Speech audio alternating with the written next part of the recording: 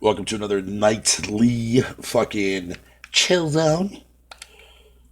So as you guys can see from the photo in the actual fucking live stream, this is Microsoft now promoting a controller that is going to be officially sold during XO19 in London next month, November. I'm sorry, but that thing looks like shit. It legit honestly looks like somebody picked their nose and got a big ass green string of snot and moved their finger across the controller design like that on paper and hey, you know what? Let me go have sex with a zebra and let me smear the snot on this, man, and there's my inspiration for how this controller looks. That controller is fucking hideous. If the green wasn't there, I'd be okay with it. But that green just fucking ruins it, man. I don't know why. But it just does to me, man. It looks like shit. God, that's an ugly ass fucking controller, man. Jesus fucking Christ. So,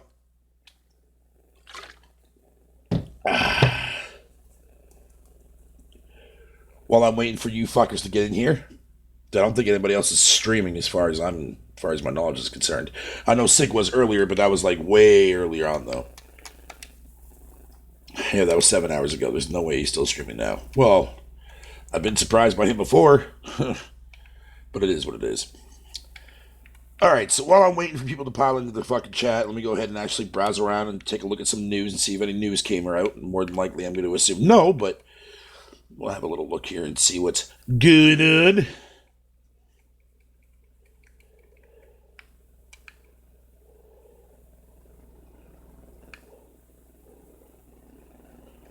Alright. Okay.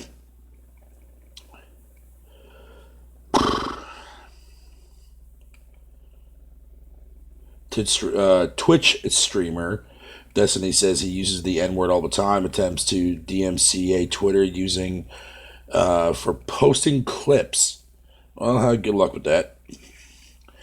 IGN, Steam's 30% cut is actually the industry standard. Good to know, I guess. Whatever. I'm going to assume, but fuck it, right? You know what, here, let me go ahead and tweet this fucker out, man. Because I'm pretty sure that my notification didn't go out, man, so. Go my backup plane.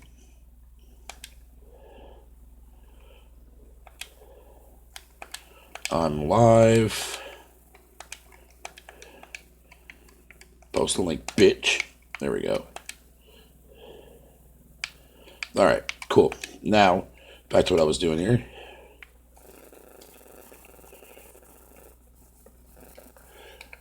Alright, let's see here. Covain spoiler thread. No, I don't care to see that.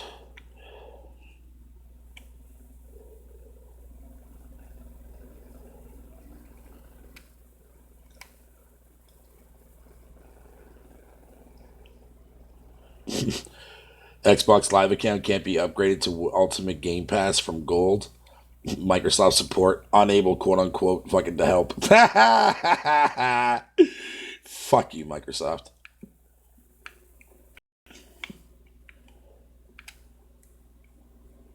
Wanting more accessible fighter games equals fucking blah, blah, blah, blah, blah.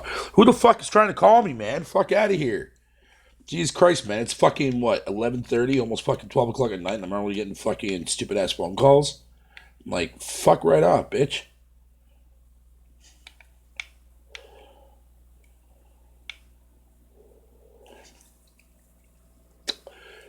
Man, oh man.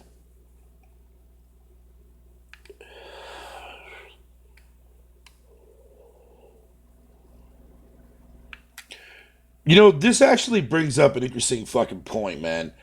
Wanting more accessible fucking fight games equals wanting button mashing, wanting games to be dumbed down. It's funny that the actual fucking fighting game community is actually fucking fighting against, fighting games being more easier. You know what I mean? Like Street Fighter fucking 5 is a prime example of that. Where they kind of dumb it down a little bit and actually made a little bit more simpler as far as combos go and made things fucking weird as shit, man. So it gives people like myself who suck at fighting games fucking a more better chance at fucking at winning. You know what I'm saying? Now I have seen tweets from Titanfall Princess. Shout out to her. She plays a lot of fighting games. And so does like Royal and stuff like that, and especially King Thrash too as well with Tekken and shit. And yeah, like Tekken 7, that game fucking kind of pissed me off in the way because A, one of my favorite characters is not there, but on top of it, well, she is there now DLC wise. But on top of that, the major thing that pissed me off was that stupid fucking two button win crap. You know what I mean? Like, and I kind of get where the where the fighting community is coming from, man. But at the same time, I wish that there was an actual community, man, that would actually ask for better fucking games from fucking AAA third party developers, man. Like, you know what I mean? Like, that would actually not purchase games that has microtransactions out the fucking wazoo. You know what I mean? And focus on, like, pointing that stamp, you know what I mean? Like, smacking that fucking point home, you know? But I mean, shout out to the fucking fighting community, man. Keep doing what you guys are doing, man. I agree with that. I do want to see more games from the fighting side of the world that actually does take a lot of fucking time and effort to actually get good at a character. You know what I mean? Maybe that would actually, get me try to get me more immersive into an actual fighting game, man. Because Street Fighter Five was just fucking trash, dude. Four, I mean, like I can go back to four and like just fuck around in the trials and stuff like that and try to get used to like how like how framework and frame traps are and shit like that. But I'm not gonna get into that. Fuck that noise.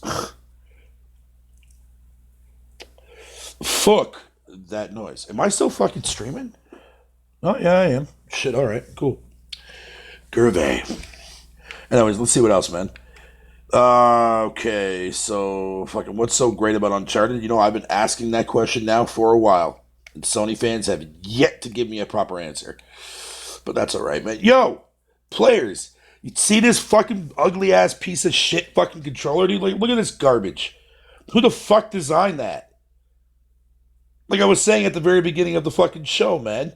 It's like somebody sat there and had sex with a fucking zebra and came up with the ideas for the foundation of the controller.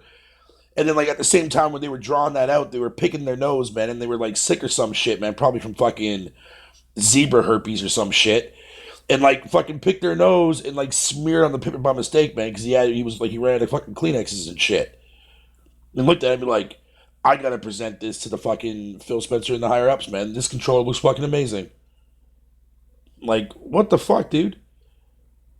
Like, I would be okay if it was just a zebra color, man, but that green just fucking looks weird.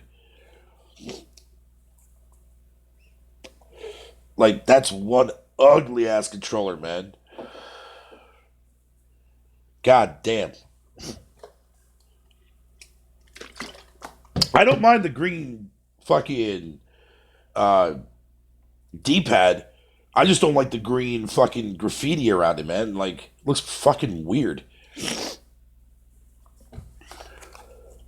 Like, if that's supposed to be Microsoft's answer to fucking, as a formal design, you might want to fucking check that there, Microcog, because that looks fucking bad. Who do I know? I don't buy fucking controllers. Anyways, while I'm waiting for more people to get in here. So yeah, that's actually a very good fucking thread topic. What is so great about Uncharted? That's what I'd like to know.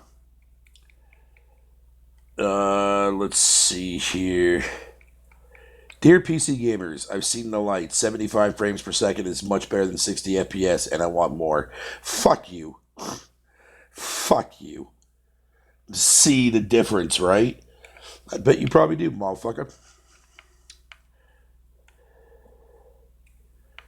Alright, there's not really much to talk about on this fucking site, so let me go to fucking NeoGAF, I guess. Have a gander there. Might as well while I'm there. Who knows, maybe Thrash is still posting up in that motherfucker, bro.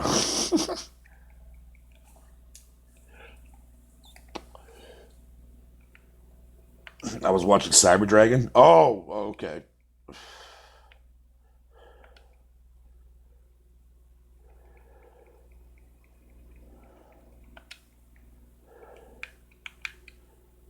I don't want that. Get the fuck out of here.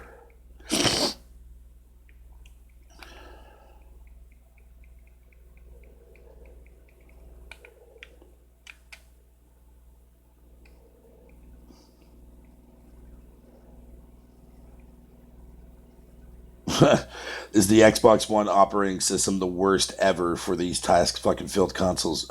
Yes.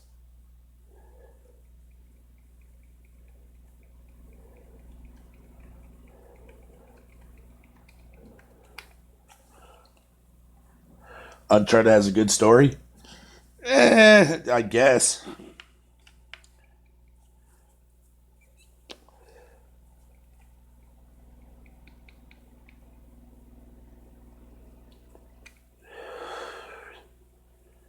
Ooh. Hey, fucking Jesus Christ, man. What the fuck was that?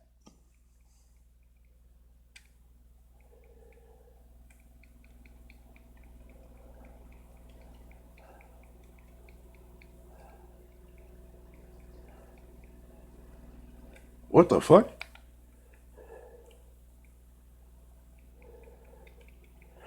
Yo, I have no idea where the fuck everybody is, though, players, bro.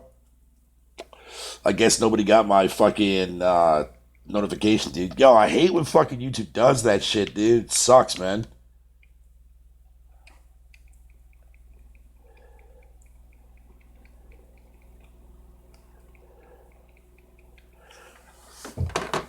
What the fuck, man? Come on, fucking YouTube, do your fucking job. Let people know. Let my notification go out there. That or people don't even have the bell icon fucking clicked on. Like, goddamn. Because the only reason why I'm bitching about it is because, like, you guys are the reason to keep my show fucking from having a lot of dead air. Because I don't really have any set topics. This is not a podcast for me. This is just a fucking hangout.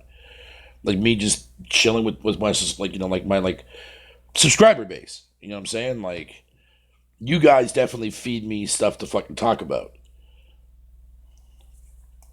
Fucking pissing me off, man. Fucking YouTube, do your fucking job.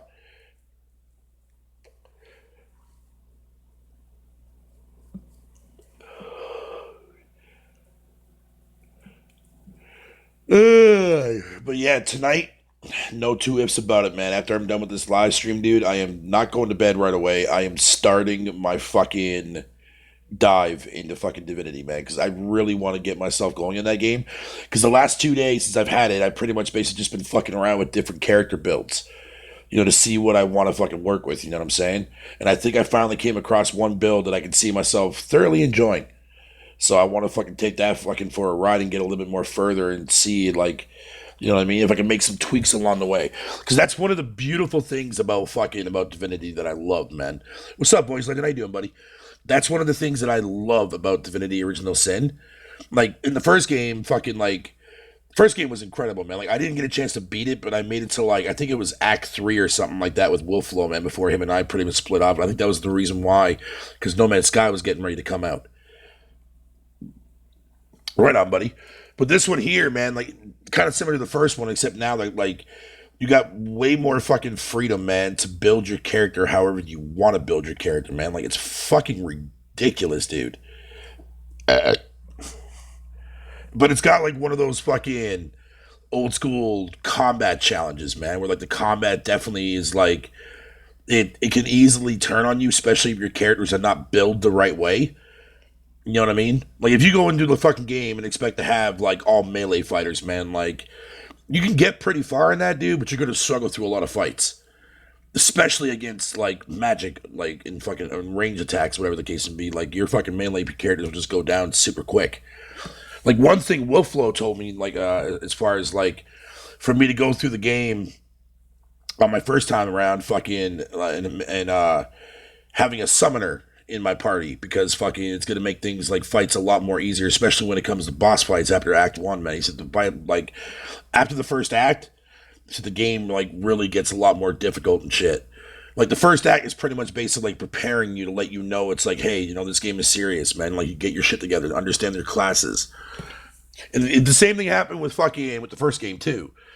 Like, the first act is not overly long. It's actually kind of short, but it gives you enough to work with, man, where you're leveling up your character to test out and see if the build that you want to build is actually going to be beneficial for your party in the long run. You know what I mean? And I love games like that, dude.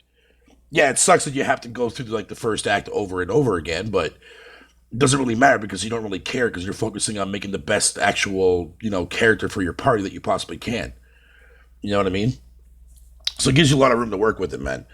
Like Jemiah, I'm sure he's probably fucking like done that first fucking act a billion times by now with the amount of characters that he's fucking created and shit. But now I'm finally ready to to settle in, man, because I think I found the build, man, that I want to go with, dude, and that's an archer. I don't want to go as a ranger because ranger, man, like fucking, you have to have like a really, really well designed fucking party for that character because he's only set to one thing. Whereas an archer is technically the same, but you have more freedom to work with what you want as your secondary fucking class, or you don't even have to have a secondary class. You can just be one build if you want to. But I think I know what I'm going to do with that, though. I think I know what I'm going to do with that. Ah, damn, where the fuck is everyone at, yo? God damn. Like, usually fucking Legacy's in here and fucking, holy fuck, dude. Like, god damn. Where the fuck did everybody go? Forever alone. Oh, yeah. Forever alone. My word, man. My fucking word. No, I know you and players are still here, but it's like, where the hell is everybody else? Like I said, normally, man, like fucking as soon as I go live. Oh, there you go. There you are. Speaking of bad latency, there he is. There he is. Probably could be. Yeah, but the question is, what the fuck what were they partying about? How shitty this controller looks? Right on, dude. I don't blame him. Fuck it. Now that all makes sense. Moving on. Moving on.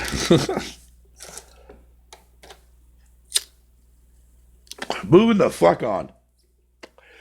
Yo, latency, man. You seen this shit? God damn. This is one ugly fucking piece of shit looking goddamn Xbox controller, man. Jesus Christ. But whatever it is, I've already fucking talked about that now twice.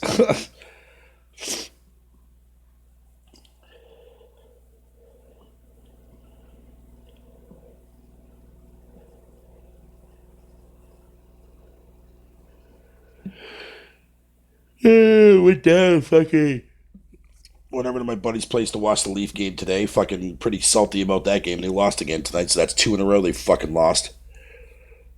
Dumbass fucking team. Goddamn, so what, they're 2-2 now, I think? Yeah, they're 2 wins and 2 losses so far.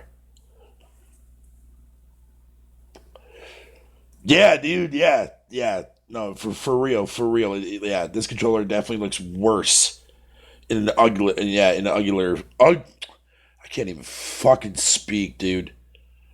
Wow. Uglier fucking than the actual fucking Death Stranding P controller. You're absolutely right about that. Lapo leaves? What the fuck does that even mean? Players, like I said, man, you are one weird ass motherfucker, dude, man. But that's why I fucks with you, man.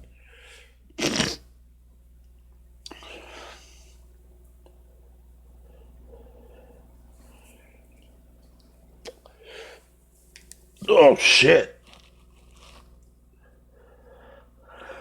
Yo, doesn't it not remind you bad latency of like whoever designed this controller, like fuck the zebra, got that for inspiration, picked his nose while drawing the actual zebra design, and smeared his snot all around the actual like the paper by mistake because he didn't have any toilet paper or tissues to wipe his nose. Like that's literally what I'm looking at here. This controller hurts my soul. Yo, you and me both, voice dude, man. Shit. Like, fuck, man, is it ever ugly?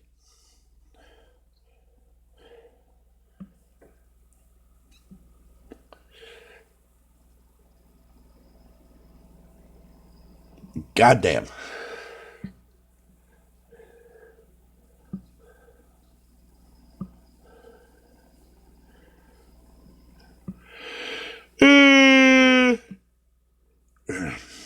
You can barely make out the buttons. Yeah, no shit.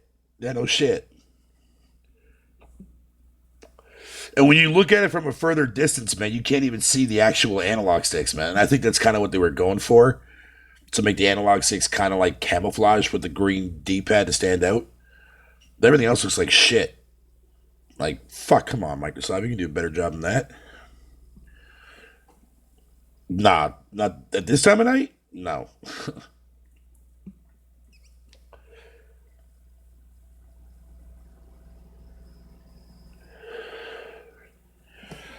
I know what I'll do. Give me a sec.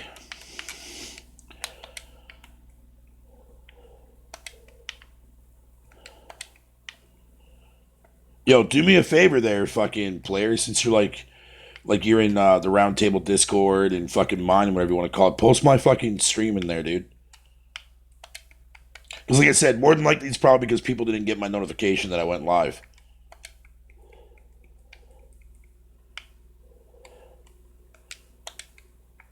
Bye, bye, bye.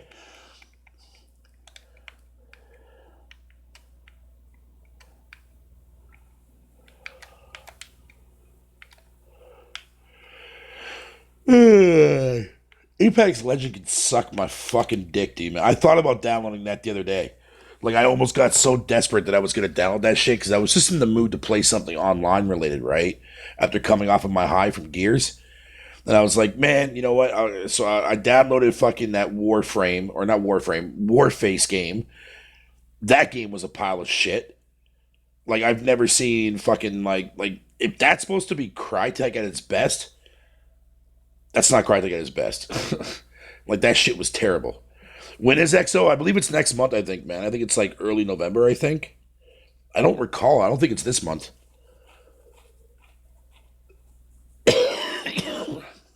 Yeah, dude, like, I downloaded that game, went through the actual tutorials and stuff like that, and I was like, you know what, let me play around a deathmatch real quick. Dude, on my first fucking game, I went 30 and fucking like 5. I was like, no, this game sucks. There's no challenge here. I mean, for them to make a free to play game, and like, I guess they're that desperate, I guess. I don't know. Because I guess Crisis didn't really do any fucking wonders for fucking Crytek at all when they fucking came up with that game for their engine. But outside from doing well on PC as a fucking benchmark, but that's about it. Like, the first game wasn't that very good. But that game did do some fucking amazing shit, though, when it did come out on PC, though, man.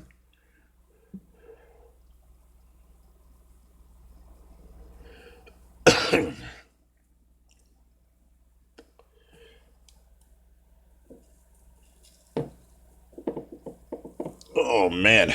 But yeah, downloaded that. Didn't care for it, man. Then I was going to download fucking Apex Legend, man, but I don't have it in me to go fucking. I can't stand Battle Royales, man. I hate them. I'm just curious what announcement Sony will have to take fucking all for Microsoft's media attention. Yo, that's actually, oh man, you know what, Savage, man? That'd be fucking hilarious, dude, man, if like fucking they actually reveal the release date for Ghost of Sushi, like the day of the event. That's gonna be fucked, man. But we shall see. We shall see.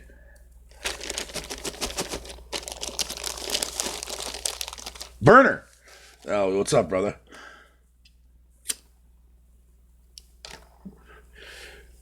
Bro, you always burning on your podcast makes me jealous.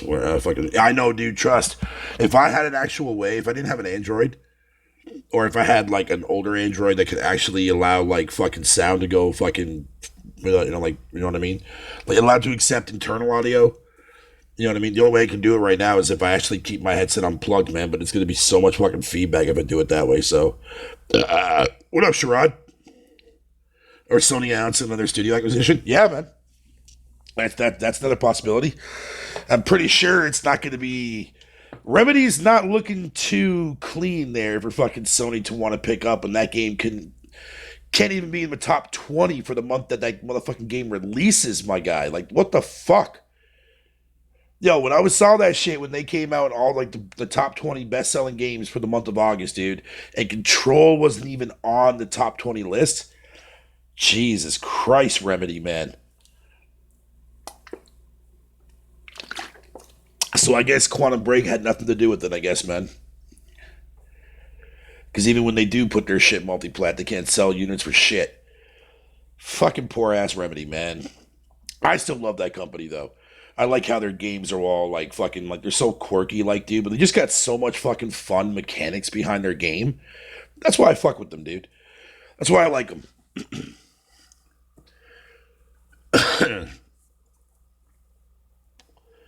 Yeah, they are boring, man. It's no, I'm good. Thanks, buddy. There, players. I appreciate it, homie.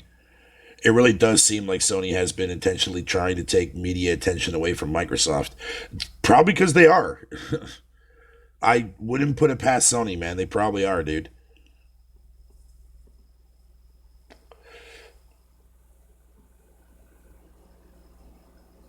You know how crazy or fucking that'd be fucking ridiculous if that was the reason why Sean Layden left.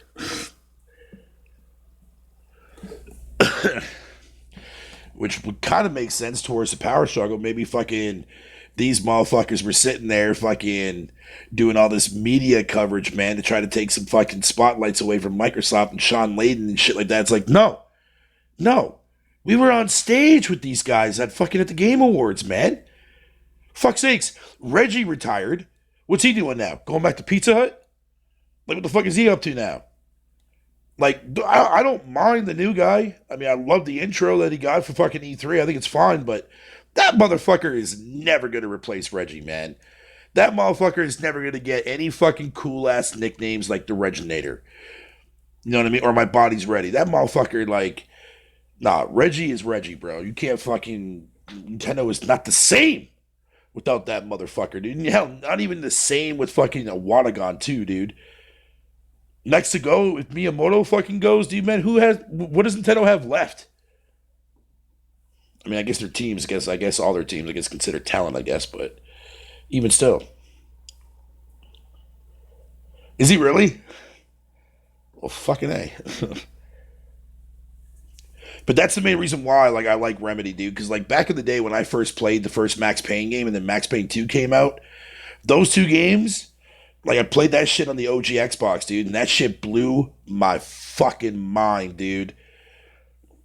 Like, nobody cared at the time how clunky that shit was, man. Everybody just had fun fucking doing that slow motion shit. Bullet times. You know what I mean? Like, that game single-handedly brought Bullet Time to a bigger fucking audience, dude, and they did such a great job of it, too. Oh, and on top of that, the fucking story was fucking remarkably good. It was dark. It had, like, a noir tone to it, the way all the cutscenes were. For, like, a fucking comic book, man. Like I was virtually going through a fucking noir comic book, dude. It was fucking excellent. Fucking excellent.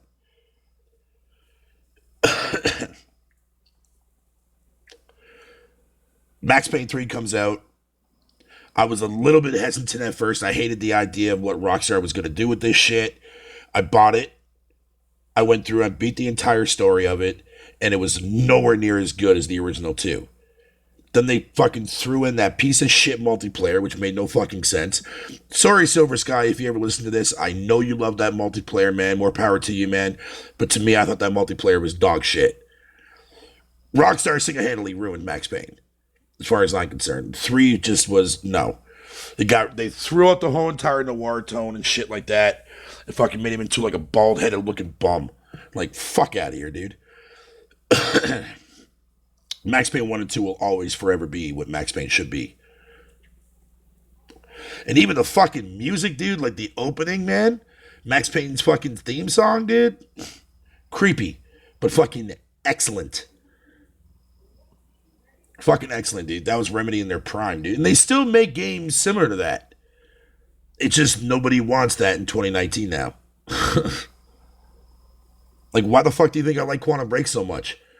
You think I care about that game doing fake resolutions and shit? Fuck no, dude. I had so much fun using, like, the actual powers and shit like that.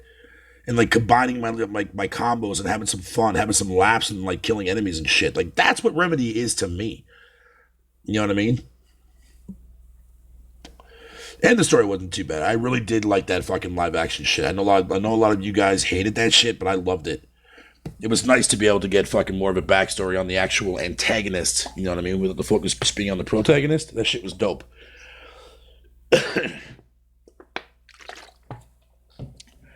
It's a niche fucking title. That's the way I look at it, man. Like, not everyone likes it. Hell, not everyone likes fucking Max Payne either. That's fine by me. But I'm always gonna fucking love Remedy, man. I just like their quirky fucking mechanics in their games. I like it, man. They're fun for me. And that's what a video game is to me. It's fucking fun. You know what I mean? As long as I'm having fun with your game, dude, man, I'll enjoy it. I'll enjoy it. Fucking stupid sell your channel. Man, fuck you, Garuda. Fucking asshole. I'm gonna grab the lotion on a dead body, fucking dead baby crying fucking in the back. Yeah, dude. Yo, that shit was fucking nuts, dude.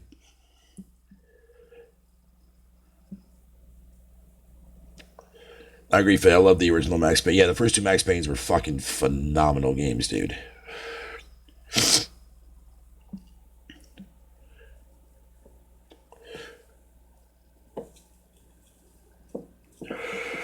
Fuck, man.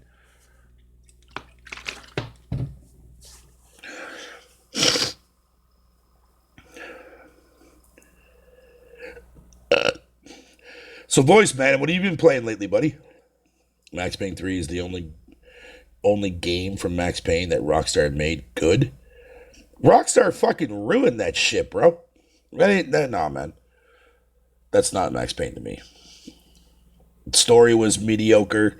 They, like I said, they removed the whole fucking noir feeling from it, dude. Man, it didn't feel like Max Payne to me outside from the bullet time shit. Like it felt like fucking I was playing a game. Like, nah, dude, no, nah, fuck that game. What's up there, fucking obnoxious fan, aka fucking my boy Halo Storm? How you doing, brother? Bro, I wouldn't be surprised if Sony picks up Scalebound. Well, Burner, hold on a minute. Back up, Burner. You're an Xbox guy. That's kind of rare for you to say something like that. Even though I could easily agree with you on that for sure, but I don't know. I really don't see Scalebound making a comeback, dude. I really don't. Unless fucking some bullshit happens and fucking Microsoft makes amends with fucking Platinum. And then out of nowhere they decide to bring the actual project back into the limelight. Maybe. Maybe. I mean, that could be a fucking game they're holding off till next gen. To make sure that everything runs smoothly this time. And if that be the case, good on you, Microsoft. You could have fucking informed us, you fucking bitches, but whatever. It is what it is. It was Max Payne. He shot that dude in the chest for slapping fucking Pezzo's lady in the bar. Shut up, Garuda. Nobody cares.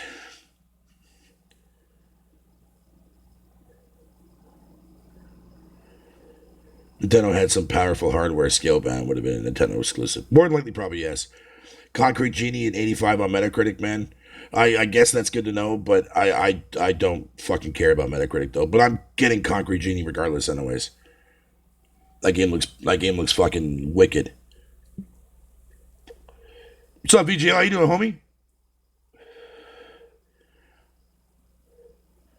Yeah, like imagine that though, right? Like if maybe it's because the fact that like the game just was not performing as well as they had hoped and shit like that, and fucking whatever you want to call it. And after all the fiasco went down, and fucking I don't know, maybe Microsoft flew back to Japan and said, "Hey, look, you know what? Fucking let's just keep it like as a back burner IP for when next generation comes around, because that way we'll be able to actually get your true vision out there without having to worry about performance problems and shit." Who knows? Who knows? Don't you find it a little weird that out of nowhere, fucking Platinum, like after what, almost a year and a half of silence, Platinum comes out of nowhere and says, don't put the blame on Microsoft for this shit." Like, something had to have fucking happened, man. That's all I'm saying. I don't know. We'll see. We'll see.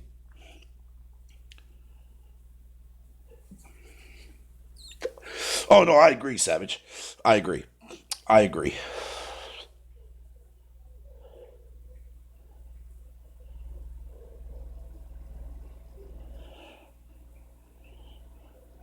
You know, it's funny that you say that because I do remember, like, the actual hype factor for Scalebound being pretty small on Twitter and shit like that. It wasn't really until the game got canceled is where like everybody came out of the woodworks and be like, "Yo, I was hyped for that shit." You ever notice that? Like a lot of games are like that, man. Like if a game gets canceled and shit, like just out of nowhere, like gophers of the internet come out of nowhere. I'm like, what? You know, then they speak their fucking mind, then they rage about it and shit, then they go back in their holes like a couple days later. Because like nobody even like to this day, outside from me talking about it now, even talks about fucking Scalebound. Outside from when it comes to a conversation like, oh, what did Microsoft do wrong this generation? Scalebound's usually at the very top of the list. Well, DRM is actually first.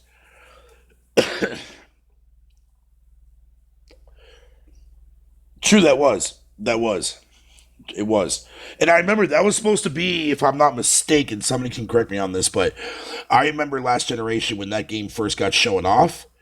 I think it was like in 2012 or some shit like that, or 2011. I remember like the actual developers were talking about like, oh, this is what the game is going to look like next generation. And, you know, it's kind of like that next gen hint at what games are going to look like. And then we could saw nothing of it. Kind of remind me of like that Milo situation, man. Remember that shit for Connect? Last gen? Milo? That shit looked too good to be true. But imagine a game like that though, right? Where like you could sit there and like talk to your camera and like you could have a character like interact with you and shit. You know what I mean? Think of it like Milo, but on a bigger scale. That'd be fucking wicked, dude. I would love a game like that. I would never have to do another goddamn live stream. I would have my own virtual friend to chill with, bro. Smoke up, have some beer. You know what I mean? Hell yeah, bro. Scan a fucking picture of my fucking joint. That motherfucker could smoke it. Oh, that'd be fucking awesome. That would be fucking awesome.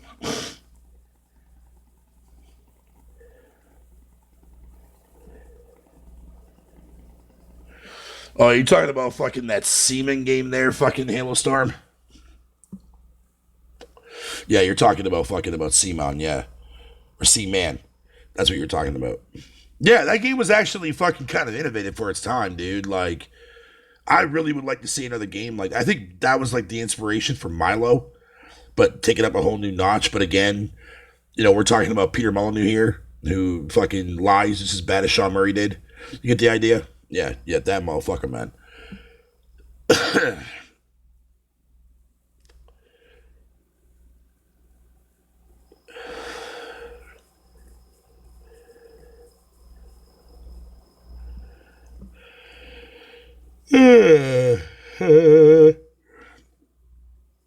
How's it going, my apprentice? This motherfucker, dude, really? Still waiting for fucking the Acorn and Fable. Yo, I'm telling you, man, I can't. I can't wait until fucking I'm right. And people that doubted me for fucking saying that it's not fucking Fable. I'm praying to God that it is Fable. I'm almost confident, 100% sure that it is fucking Fable. That the actual second studio Playground Games is actually making. And yo, I'm telling you, I can't wait until they show this game off, dude. Because fuck that piece of shit, fake ass spin off fucking Fable game that Microsoft canceled. Thank fuck for that. Because fuck that game. That would have been a piece of shit fucking free to play game, anyways, man. And fuck people that actually were excited for that garbage. Garuda. Fucking douche. Should have been actually boycotting that shit and asking for a proper next gen fucking Fable, motherfucker. But nah. I'll settle for a crappy spin off. Yeah, fuck you, man. Yeah, I know he did. I watched it. I've seen that shit a long time ago.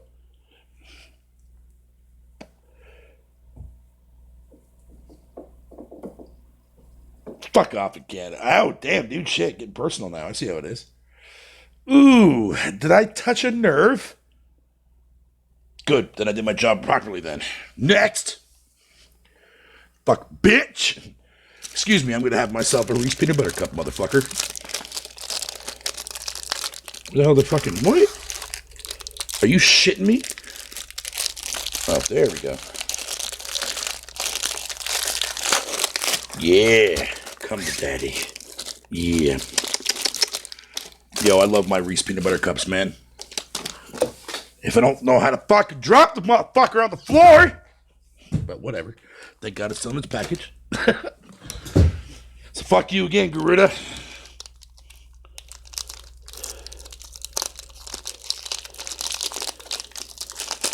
Each individually wrapped and everything too as well. Gotta love that shit.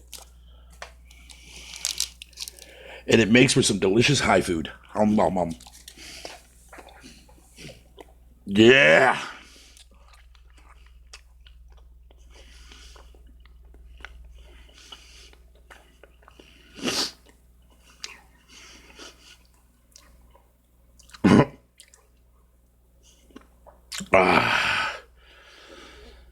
Oh, yeah, so good. Anyways, how you guys doing tonight?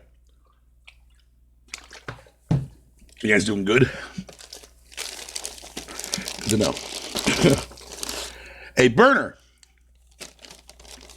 what's your thoughts on this ugly ass piece of shit controller, man?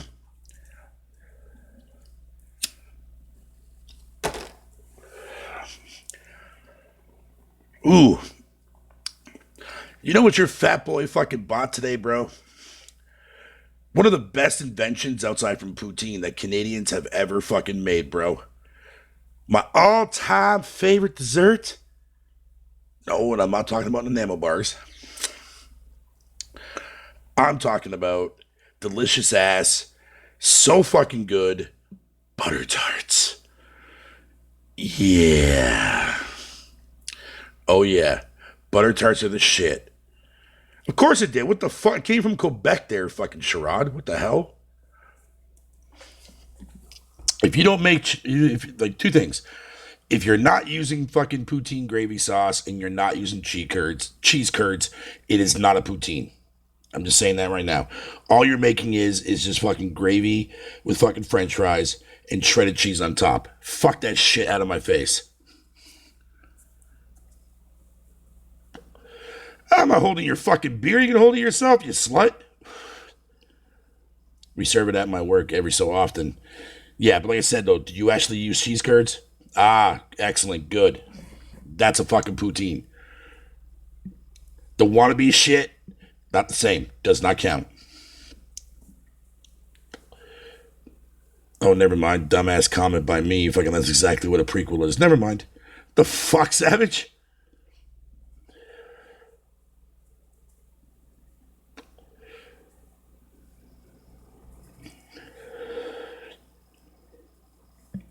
But yo, over here in Canada though, man, like they got like fucking a little too like crazy on the whole poutine things, man. Like there's an actual there's a restaurant in Toronto, I think it is, that like when you walk in there and some of that dude, like you have like multitude of different toppings you can put on your poutine. Like they still put cheese curds, lots of cheese curds and like poutine gravy sauce, whatever you want to call it, but you can also add like fucking sausage, you can add fucking any kind of like pork and like shit like that, vegetables if you want to and whatnot, dude. It's fucking nuts, man. Finished Last of Us, great game. I'll play Sleeping Dogs next. Very nice there, BGL. Hey, at least now you have fucking the sequel to look forward to now there, VGL, now that you completed the first game.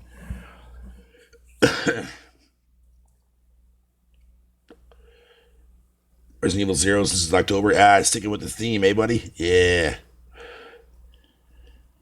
Potato wedges with gravy sauce, meat and cheese. Yeah, but okay, well, potato wedges. Yeah, it doesn't matter. It's still potatoes regardless anyway, so that still works. Wait, they have restaurants in Canada? I guess I'm not fucking. Man, Savage, did you really just ask that retardation of a question, my guy? What the fuck? It's like, I swear, man, it's like you Americans fucking look at Canadians, right? As like, we're some weird ass alien fucking species, man, that like, as soon as Canada comes to mind to an American fucking person, they're like, oh, the people that say A all the time, and the people that live in igloos and shit like that, and have a town in fucking in fucking Newfoundland called Dildo. Like, no, motherfucker. Like, we're just as fucking human as you motherfuckers are over there. We live in houses. We live in homes. Jesus Christ. I mean, I'm living out of a fucking hotel, for Christ's sakes. What the fuck, man? Y'all are Eskimos to us. Yeah. Yeah. Like, fucking really, my guy?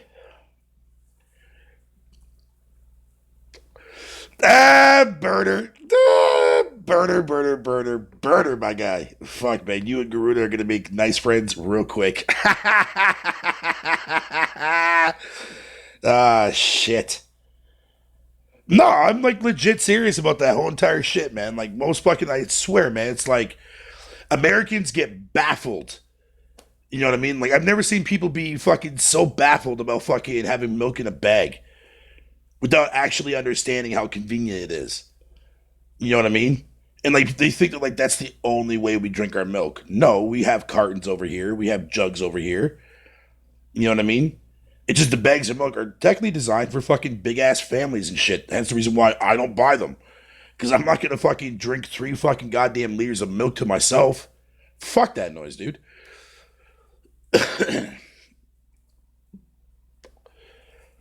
Yeah, man. Like, see, it's not like it's a foreign thing to Canada. Oh, Canadians are weird, man, because like, they have like fucking bags of milk and shit. That just weirds me out, bro. Really?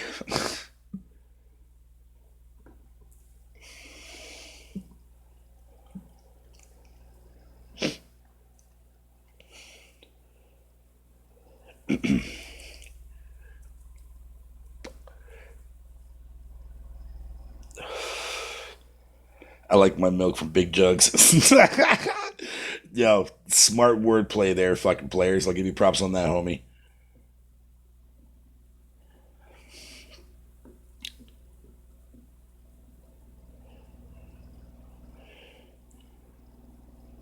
I ain't gay, but how hard do I have to slap your milk bags fucking to get the neck? What the fuck, Garuda, man? That is some fucking gay shit, bro. That is some serious gay ass shit to be asking a fucking Canadian guy. The fuck is wrong with you? Jesus. It's not the bag of milks that's weird. It's that you're Canadian. What the fuck? What how does that make me weird though? Like that's what I want to know. Like what like I don't think fucking Americans are weird. I think Americans can definitely be fucking stupid. You know what I mean? And I know that your country is fucking pretty fucked when it comes to a lot of your government shit. But despite all that, I don't think all Americans are weird. I mean, shit, if I hated Americans that bad, I wouldn't be talking to any of you motherfuckers in my chat right now. I wouldn't even be fucking on the internet, period. Period. But it's funny how Americans get weirded out by Canadians. It's like, why? We do things over here just like you guys do, except that we just do it like better.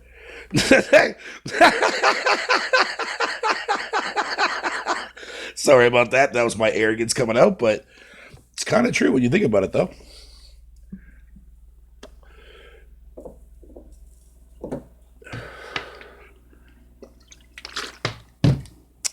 Stop stealing on the milk. Sorry, bro. I need that shit for fucking my Reese peanut butter puff fucking cereal, bitch. So fuck you. Sure, keep telling you. No, I'm just saying. Like, you know what I'm saying? Like, goddamn, dude. Like, most people won't even consider that or take that into consideration how they realize, man, that, like, let's be honest. Americans are just jealous of the way Canadians fucking live.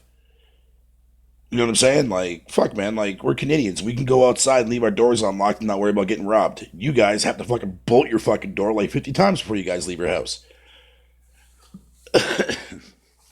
Sad country, bro. Plus, we are above you guys, so that automatically equates you guys as being nothing more than peasants, anyways. Ooh, that's gotta suck. There's a reason why Canada's always on top. How do you even pour milk from a bag? Man, then I have to sue Canada. I fucking like milk. Well, then fucking go drink it. Go suck a fucking cow tit like fucking Tom Green did back in the day, bro, to get some exposure. There you go. That'll piss off your favorite fucking subject, the SJW crowd. Go have fun.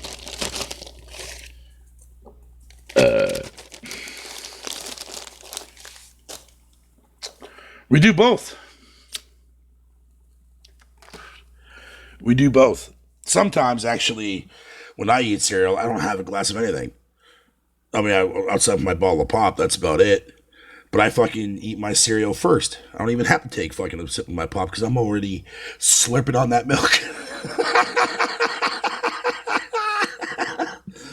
I could have used a better choice of words there, but whatever. Fuck you, Garuda. You suck. Technically, we're above Canada since Alaska is above. Man, shut the fuck up, Sherrod. Come into my chat with your fucking facts. Fuck you. What's up, Vale? I'm back again twice in 2 days, huh? A. Yeah, see, like, trying to throw that A in there, eh?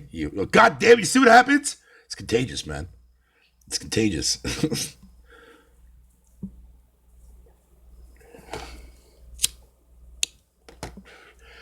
Well, I could have sworn, though, Garuda, that you did have a vagina, man, because technically every time you're in my live stream, you're always complaining about something, which is worse than what a female fucking does. So, yeah. So, whatever. It's all good, though. Shit. God damn. Garuda's got that motherfucker's on his fucking goddamn period this month, bro. Shit. Well, at least stripper breast milk. All right. There we go. Ugh. Excuse me. I'm hyped for fucking Yooka-Laylee and Concrete Genie today. Yeah. Fucking, I saw both games are actually getting pretty goddamn good reviews, man. But fuck a review, though. Because some of the best games are not the ones that are fucking reviewed high.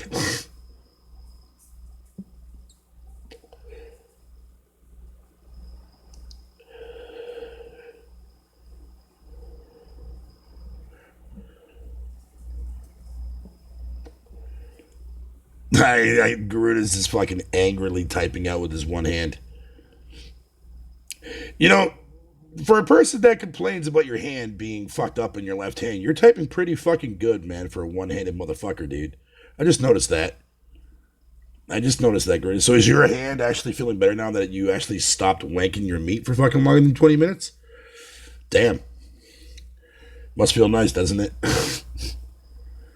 I only complain that females don't fucking want to make sandwiches fucking when they have their tits. Fucking, I fucking need milk. But that's not how that fucking functionality is supposed to work there, Garuda, you fucking moron. You have to respect a woman, dude. I mean, look, we're not talking about fucking prostitutes here. We're not talking about Barbie dolls. We're not talking about blow-up dolls. We're talking about an actual human individual chick. One that you love, one that you care about, man. Whatever happened to that day? Whatever happened to those days? For caring for someone.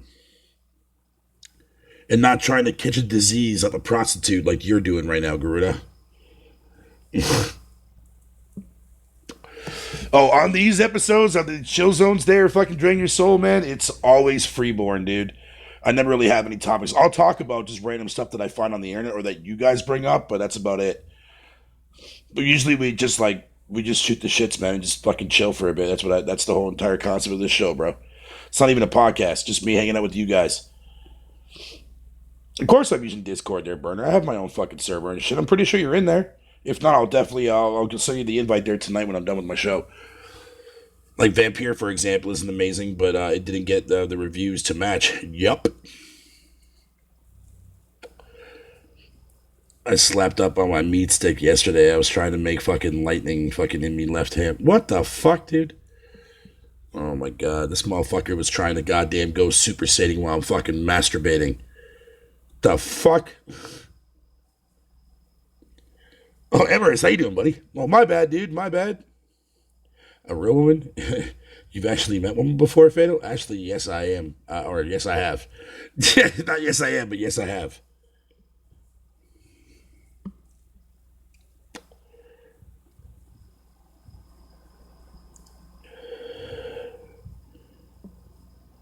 Damn, Burner, this is like... What the hell happened to you? You were all like, just the other day, you were in fucking 6 fucking Discord chat fucking saying, first of all, fuck PlayStation. And you went on this like defense mechanism like you were a fucking Phil Spencer's goalie.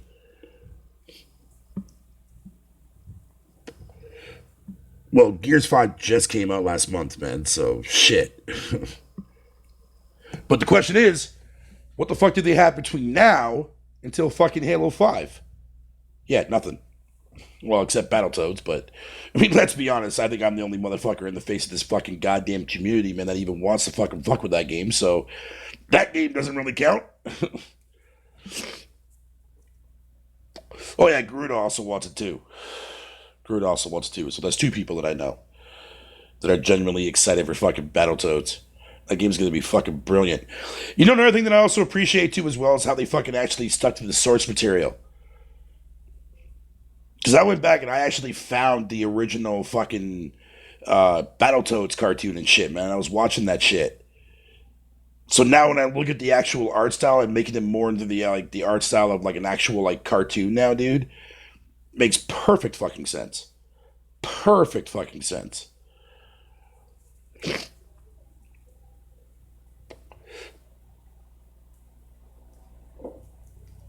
Well, actually, you know, that's another thing too.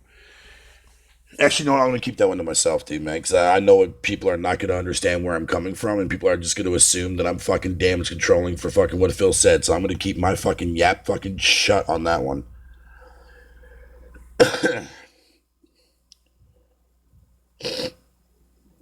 Because truth be told, there, Savage, man, it was, because if that game would have came out in the state that it was in, you guys would be fucking saying the exact same thing right now. They should have just better off canceled it. They should have just canceled the fucking thing.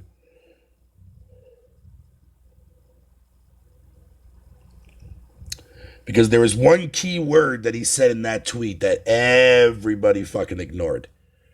Everybody fucking ignored. And it was part of the same fucking sentence too on Twitter. But I'm just gonna leave it like that and move on with my life.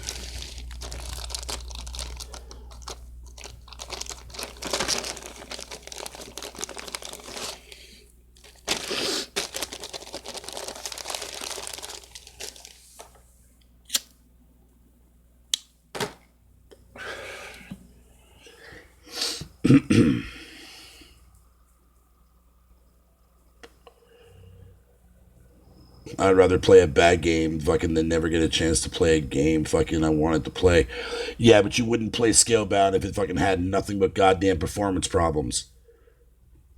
Trust me, you wouldn't.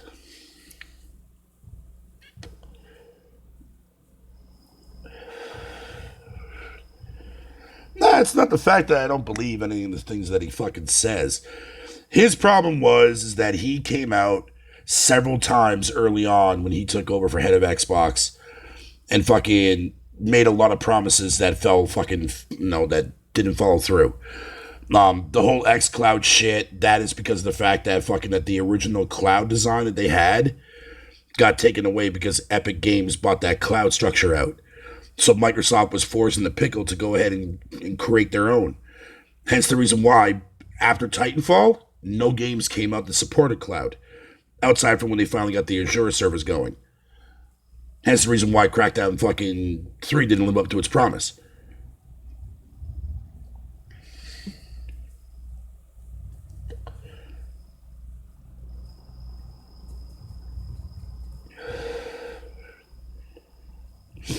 I don't give a damn what any of these X says. Yeah, that's true. That's true.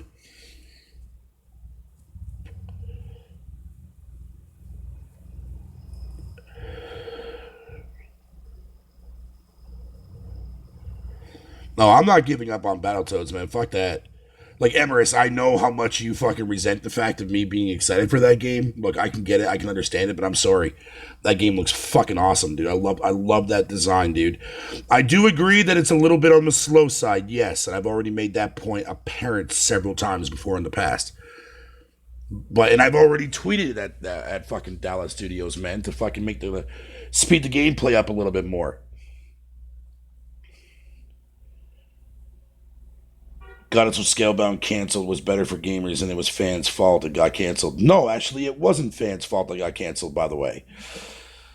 No, because if you actually read that tweet properly, the word that everyone overlooked, man, was result. Go back and look at the tweet and read carefully what he says. It's not fucking us fucking to blame. No, it's because the game did not fucking live up to what they wanted to be. There's a reason why he put that word results fucking in that sentence. But everybody took that out of context, which I'm not surprised because that's what a lot of people fucking do. Like, look at the whole entire shit about unlimited budgets when that was never even fucking said at all. Like, when you go to you look at the actual fucking source material, which a lot of you fuckers don't do, and only go based on what the actual person that's presenting the article. And yet they'll sit there and they'll tout their source, but not give you the link. Or they'll sit there and they'll tout the source, but nobody clicks on the fucking link.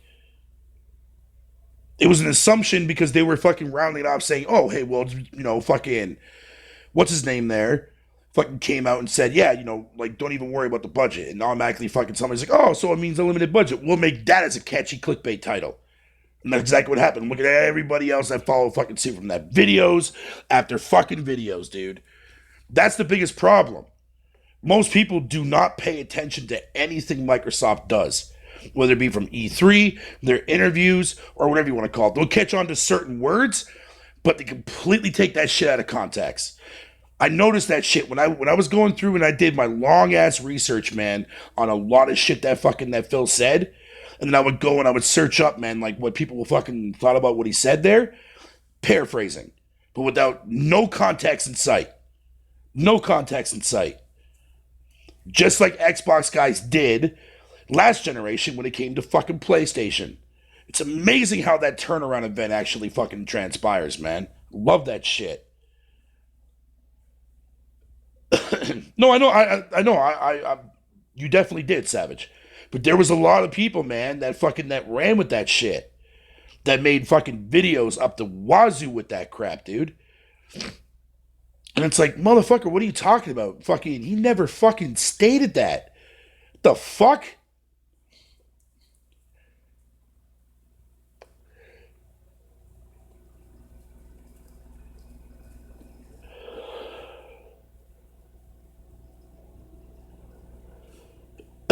Yeah, well, that is true that Sony fans definitely do pay attention to more to what Xbox is doing and not worrying about what Sony is doing, and why should they? I mean, Sony really hasn't fucked up all that bad this generation, but they are going to next gen. You can mark my words on that. But despite all that, though, fucking, yeah, like, it just makes it more easy for them to fucking sit there and find anything and everything to sit there and shit on Xbox. Look, the console sucks. Yes, I agree. It's a terrible fucking design console. We can all attest to that. It has its major flaws. There's like no first party games coming out for the entire year now until fucking Halo 5 comes out, aside from Battletoads. That's about it. So now we have to rely on fucking DLC now for State of Decay or Crackdown 3 or like their other games now to hold us off now until the end of the year. Thanks to Microsoft, I guess.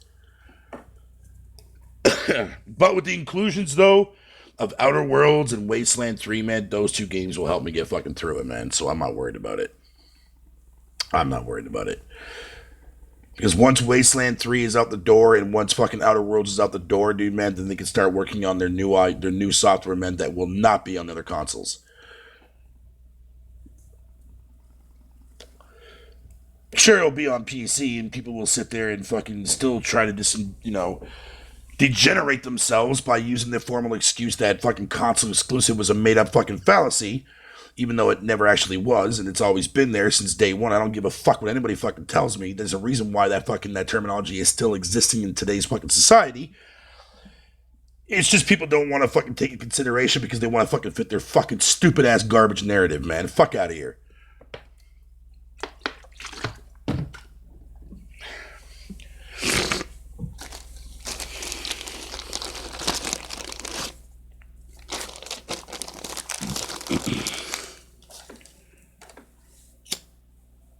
Do you pay close attention there, Garuda?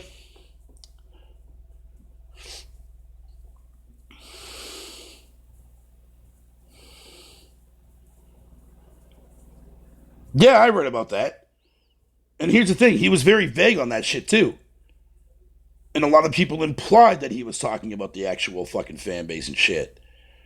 But yet, that wasn't even actually fully on even stated. Again, like touting a source, but not even linking the source to the actual conversation. Meaning that they read what they read somewhere and they fucking converted it and made it sound like a negative thing.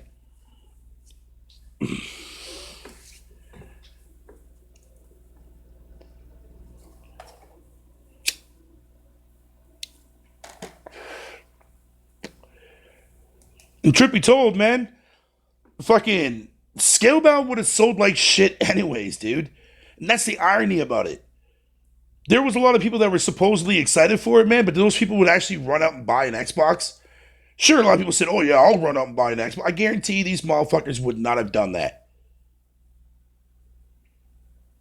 Because outside from Near Automata and fucking Bayonetta, Platinum Games fucking doesn't really have a very high good track record when it comes to a lot of their games selling.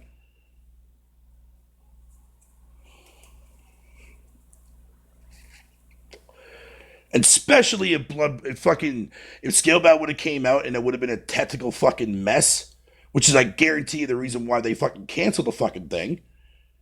The same shit show would have happened anyways. People would have said, "Oh well, I have no reason to buy an Xbox now. Fuck that. I'm not playing a broken ass fucking game." And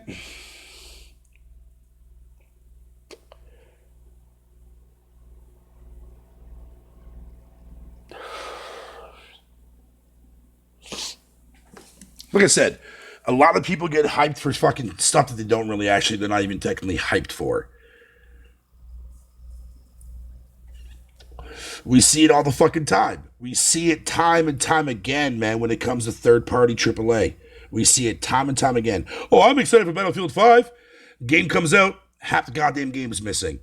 Oh, this game is garbage, man. I shouldn't have wasted my money on it. Or pretend that you actually want to justify your purchase and make up some fucking bullshit scheme of a fucking lie. Like, come on, man.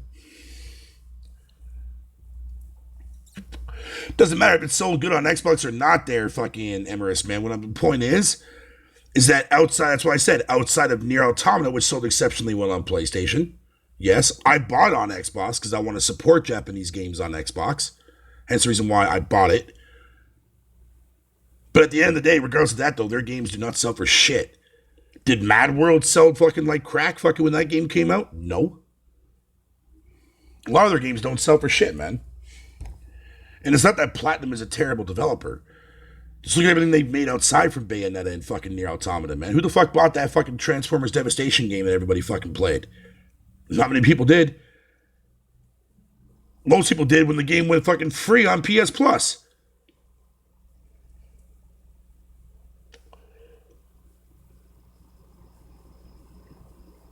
Yeah, but according Spartan God told me there, fucking Drain Your Soul, man, that Sony announced that last year.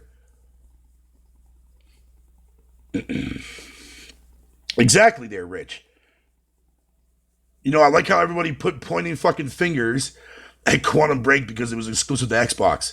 And yet, here comes Control that has exclusive content to the PlayStation and can't even fucking sell in the top 20 for its month of its fucking release. See, your Sony fan guys are just as bad as X fucking bot guys not buying your shit, man. You only want to use that terminology when it comes to exclusive games. But yet, dog on a game like Quantum Break, but yet you don't even support a game that's multi-platform from fucking Remedy, man. Like, fuck on out of here, dude.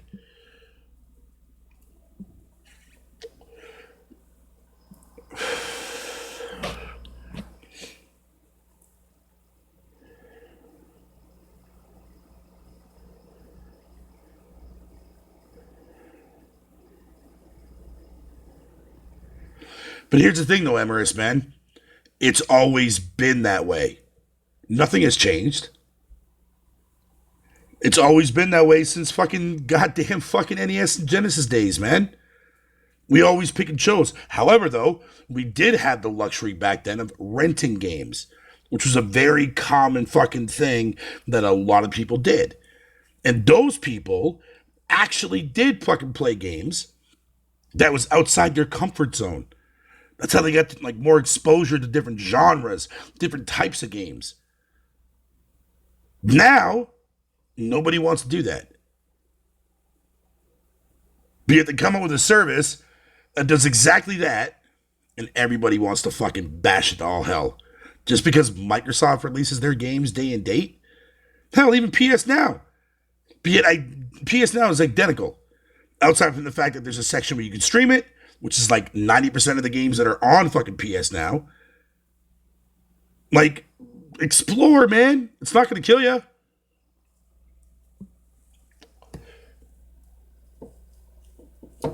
You never know what you might find, man. You never know what you might find down that rabbit hole.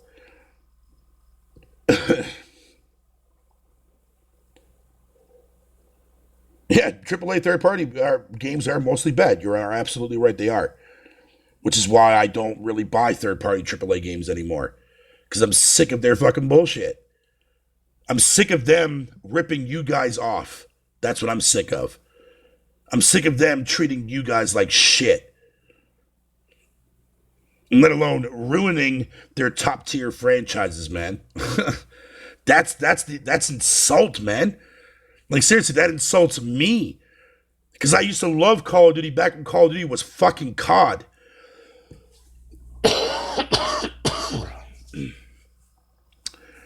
Ghost Recon used to be fucking an excellent tactical shooter game. Same with Rainbow Six. Now what do we have? Rainbow Six Siege, a competitive shitty ass fucking tactical shooter game with very light tactical elements behind it. Great game. Great game. Now we got Breakpoint, Microtransaction City. With horrible mechanics and plays nothing like a proper fucking Ghost Recon game. Like what the fuck? Nope. I'm happy with my AA. And I'm happy with budget and I'm happy with fucking indies, man. Because you know what? At the end of the day, I don't need these games to be a graphical fucking leap, man. Because at the end of the day, what they are delivering on is everything that your AAA games are not giving you. Content. A full-fledged fucking game. No goddamn microtransactions in sight. Games with depth, with originality. More effort, more polish. That's what I'm getting from those three goddamn sides of the spectrum. Can I get that with AAA? Depends on who's making it. Depends on who's making it. Square Enix is about to fucking commit one of the biggest fucking scams ever, man. If my theory fucking holds correct. If my theory holds correct, that's going to be another trend that's eventually going to happen down the line, man. You're going to see games come out from big AAA developers. They're going to split their games up, man, so that they will give you a full game and loosen up on the microtransactions, but you have to wait. Fucking, you got to buy part one, then you got to buy part two at a later date for the same fucking price. Ooh, that's going to be a great phenomenon, man, in the gaming industry, my guy. Can't wait. Can't fucking wait, dude. Yup. What's up, Jemai? How you doing, homie? What's up, my brother, man? People call me stupid for saying these devs want to ponder on fucking the non-gamers than actual gamers. They do.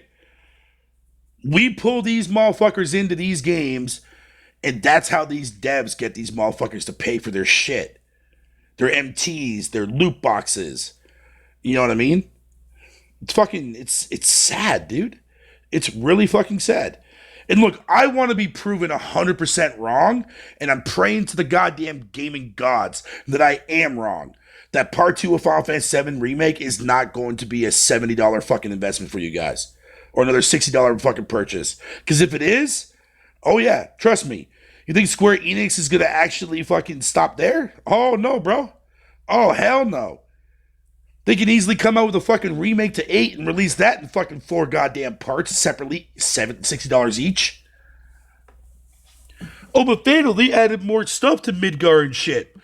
You can still release the game in a 2 CD thing. If The Last of Us can do it, why the fuck can't you? Fucking stupid, man. Oh, but you gotta consider in the budget. Even more right there for developers to actually follow that fucking AAA trend. Enjoy. Enjoy. But I want to be proven wrong.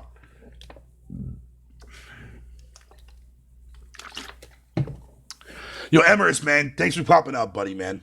Mad respect for you checking out my live stream, buddy. Good luck on your homework, bro. On your lessons and shit. Peace out, brother.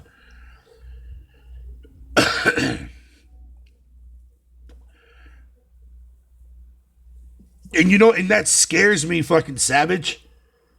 Because right now, when it comes to a lot of these AAA, they're mainly in Japan. The Capcom, the Squeenix, the Namco Bandai and shit. Like, you know what I mean? And I really don't want to see Square Enix take that route. But I can really see them doing it though, man.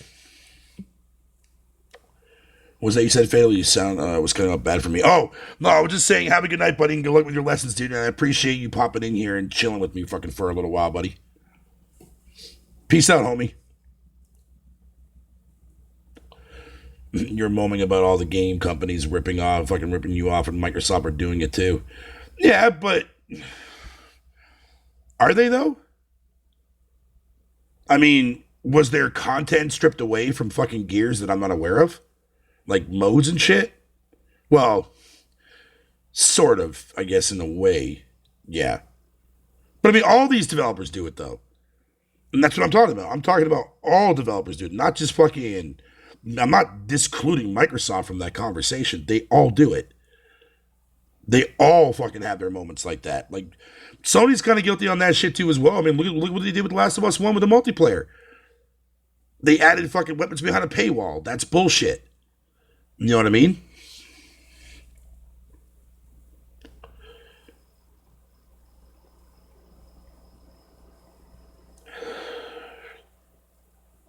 Yeah, it's going to be likely fucking like that mostly. Yeah, and that's something that Microsoft, I would like to see them change for next gen too as well. Don't lock fucking free to play games behind gold. That's stupid as fuck. That's retarded.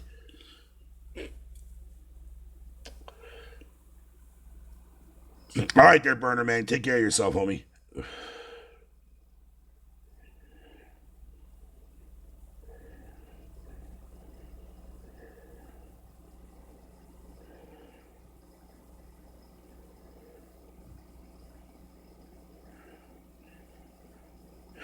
See, here's the thing, though, right? I kind of wish Microsoft would take their own first party studio games fucking off the whole fucking day and date shit, right? They should definitely keep doing the third party crap on there. That's fine. But at the same time, make indie developers be your main focus for Game Pass, not your own games. Because to be honest, hear me out on this. To be honest, I think Game Pass is a better system for indie developers than their own shit. You know what I mean? Keep their first party games off the service. Let those games be ones that people have to go out and buy themselves or buy digitally wise. Keep that shit off Game Pass. Indies, though, however, could be a valuable asset, man, for that fucking service, because not only will those indies feel more comfortable because they don't have to worry about their games selling a huge amount of fucking sales to make their comeback, but it's actually going to allow for a wider audience to not take that risk into getting an actual indie title. You know what I mean? Like that Plague Innocent game that came out, right? Plague Tales Innocence? I guarantee you right now, if that game were to go up on Game Pass, man, that game is actually going to sell a lot more copies, man, than it will just sitting on the fucking store page right now.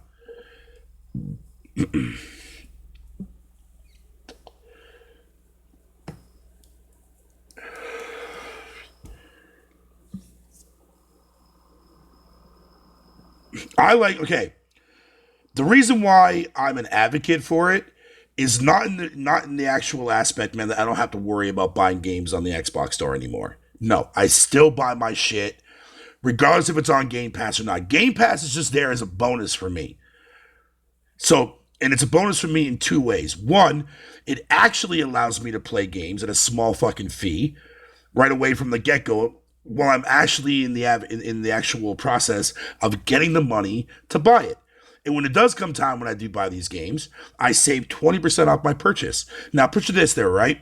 A game in Canada there, Drain Your Soul, costs $90 and some odd cents after tax, right? That's how much a game costs. I mean, that's how much I had to pay for Divinity Original Sin 2 yesterday because that shit wasn't on GP. However, when I buy the game through GP, I only have to pay $71 in a little bit of a fucking change. I'm almost saving $72, so I'm saving like 18 fucking dollars compared to me dropping $90. That's quite a bit of money that I would save up for every $80 purchase that I make on the Xbox store.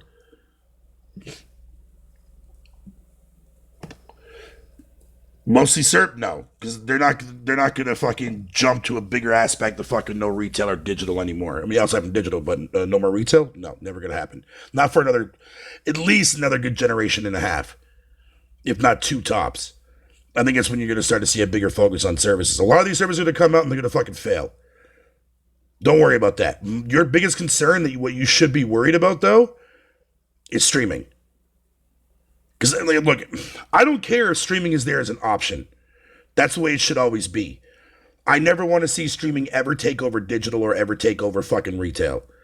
Retail and digital, I want to always be around because I truly believe that gamers have the right to buy their games those two ways however they want. If they want to go retail, let them buy it. If they want to go digital, let them buy it. And digital is less appealing. Yeah, it could be more convenient, but you also got to take in consideration that if you do buy a game, you have to go through the process of getting a refund and all that shit like that if you don't like it. And there's also a lot of, plus they have the ability to tweak that shit to the point where they can fuck you over on your refund so that you won't get a refund back. Whereas retail, you don't got to worry about that shit. Unless they start making their games online only and physical copies render fucking mute because actual retailer stores will not take those games used. Like they did like Destiny, for example.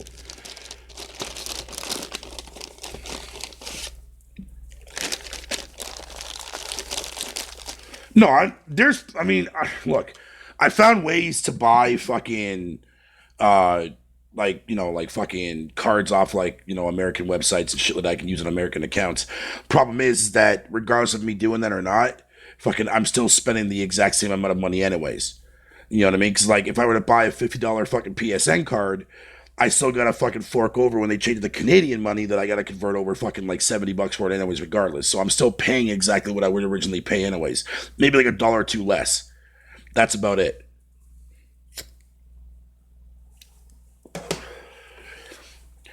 But here's the thing though, man, like, given the, like, I'm, in this living situation that I'm still currently in, if I wasn't in this situation right now, I don't mind dropping. Like, the money's not an issue for me when it comes to games. Fucking, it is now in the sense because of the living situation I'm currently in.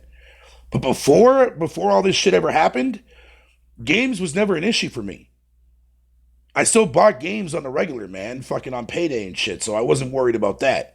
Now it's just more harder for me because I only have like $160 I got to work with now instead of like fucking 300, $400. You know what I mean? So it's difficult for me to pay back people that I have to owe money to. It's difficult for me to buy anything. You know what I mean? So I have to be very careful on what I spend my money on. And I've been doing that now for pretty much basically the last fucking, year and a half now?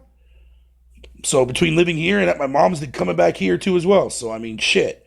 But again, like I said, if I wasn't in this predicament, it wouldn't be a problem. People that I owe money to would have got their money back by now and shit like that and so on and so forth. You know what I'm saying? It's not that big of a problem. It's just right now, it's just, it's hurting my wallet pretty bad because I can't afford to buy the games that I do want to play. And I'm thankful for everybody that helps me or donates money for me to buy a game. Trust me. There's not a goddamn day that goes by where I can't fucking be more than thankful for that. You know what I mean? But at the same time, like, I hate that though. You know what I mean? 'Cause that's something that I don't always want to fucking rely on for the rest of my fucking life, dude, man. No, dude, that's some petty shit. You know what I mean? Like, that's why I can't wait to get back on my fucking feet, dude. So that way Game Pass will ever and always ever will be nothing more than a goddamn fucking savior for me as far as saving money goes, which is nothing wrong with that. You know what I'm saying? So, I mean, shit, it's a win-win for me. And look, I understand that there's people out there that have a hard time comprehending on the aspect. It's like, well, if you can just pay the game for $2, why would you buy it? The same can be said when you borrow a game from a friend or you rented the game from back in the day and you went out and bought that shit. There's no fucking difference between either of the two goddamn scenarios. Like, I find it rather interesting and hard to believe that a lot of these people that call themselves so-called gamers have never, ever, once, ever done that. Or they probably have, but they just don't realize it because they just don't have fucking fond memories of that shit. Like, that was a huge thing that I did back in the day when I was growing up as a fucking kid, man. Like, I would save my fucking allowance up. I would rent the game, Link to the Past to give you a prime example of this. And yet I still saved up my money for an entire month, man, from fucking doing my chores around my house to buy that fucking game. Even though I already beat it, and I rented it twice, mind you, in that same month. But I still bought it. And I've always done that. And that's never going to change for me. I don't give a fuck if somebody gets fucking hurt in their fucking feelings. Like, what the fuck? It's like try before you buy, motherfucker. What's wrong with that? Oh, but you can beat the entire game though. Then don't. Like, you know what I mean? Use the service as a fucking trial if you want to. But no, nobody's ever gonna do that shit, man.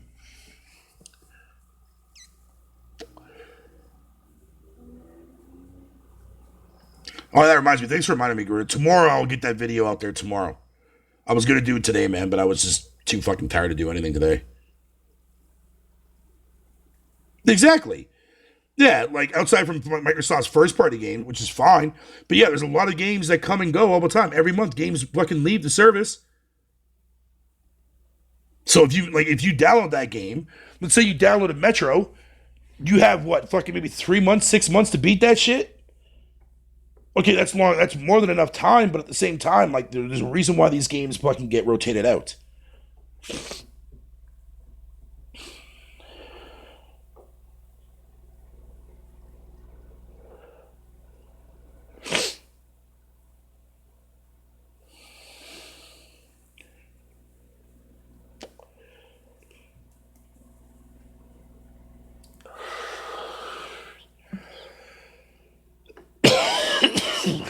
Truth be told, they're rich and bad latency.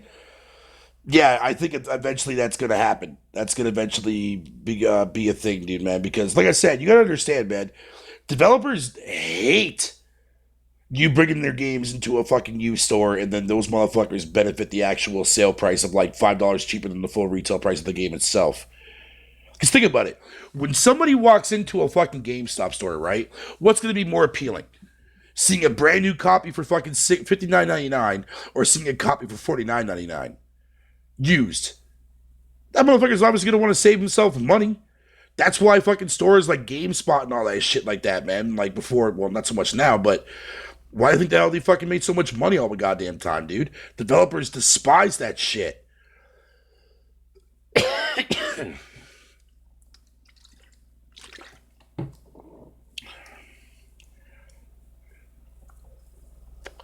But eventually, though, bad latency, man, it's going to be inevitable because even if Sony doesn't do something like that, it's not going to stop developers, man, from making their game DRM and slap it on there with fucking always online. And then, ironically, each if you buy that shit retail wise, it's going to have a code, and that code is giving you fucking basically your license key, one time use. Think of it like almost like a CD key, bro. You know what I mean? Except that a CD key you can use fucking multiple times as long as you kept that copy in your own fucking possession. If you lost that key, you were fucked, and you have to download a goddamn fucking CD fucking generator or key generator and shit. You know what I mean? There's gonna be ways around it, man. And developers are finding fucking stupid ways. Why do you think fucking Ubisoft went the whole entire games as a service shit? Trust me, that's only the start of that shit.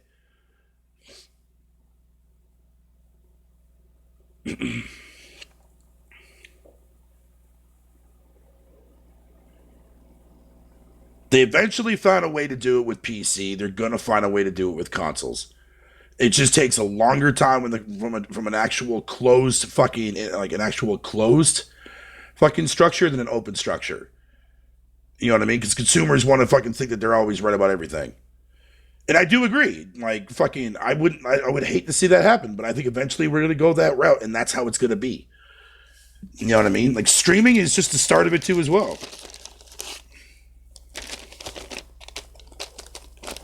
But here's the question, though. Everybody questions fucking, how are these devs gonna make money by releasing their games day and date? There's not enough to be there. Blah blah blah blah. Then why are they pushing fucking a streaming service, man? Like, how are these devs going to make fucking money off that shit if you're fucking streaming it for a fucking fee a month? Nobody ever talks about that. Like, what are they going to do? Do the way that Google Play does it, man? Where like they go based on like user engagement? Is that maybe what Microsoft's trying to do here? But they're not doing a very good job of doing it. Like, they're really not, outside from putting a little fucking label on a goddamn fucking download. That's it. Like, you know what I mean?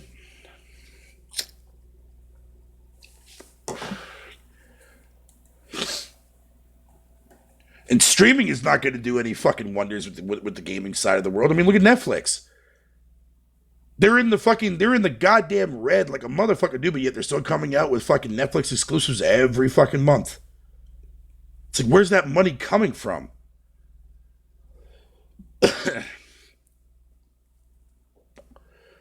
Yeah, those online passes. Yeah, that's exactly what their goal was. They were trying to get you to fucking not buy the game used anymore. So they blocked you off from multiplayer, man, if you bought it used. Or cough up $10. I remember that shit. I remember that shit like it was fucking yesterday, my bro. Yeah, trust me, I remember it, man.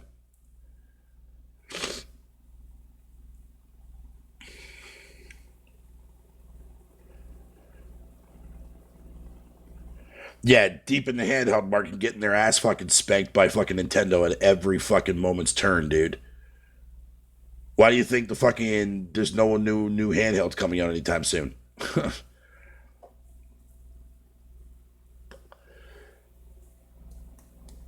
And yeah, and there was virtual reality too as well before fucking PlayStation VR and Oculus, man. What the fuck is your point there, Garuda? The fuck is your point?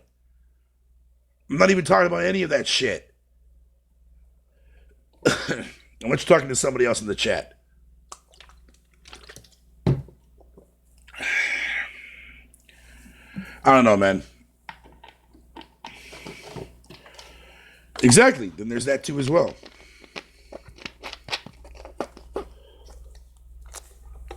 There's that very aspect too as well, and that's the whole entire cell phone. But of course, but yet the cell phone market, or at least in the gaming side of the spectrum, man, is actually collapsing on itself now.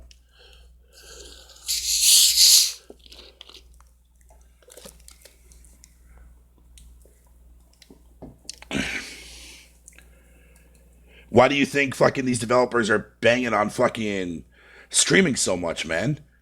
Because they want to fucking find another goddamn easy way to make more money. Like, it's simple. But again, if a developer creates a game specifically for fucking streaming, how is that developer making money off of that?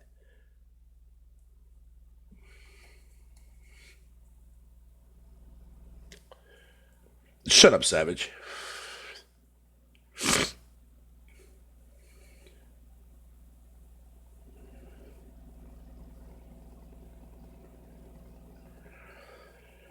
I don't know. It's gonna be a wild fucking roller coaster, man. Fucking like next generation is just gonna like bring out more dumb shit. We're gonna fight about it. We're gonna hate it, and then we're just gonna eventually move on and accept it. That's just the way things go. Like I mean, we've already accepted that microtransactions now are a main stable in fucking AAA development now, so we can't get around that. Surprise mechanics, like, come on, man, really?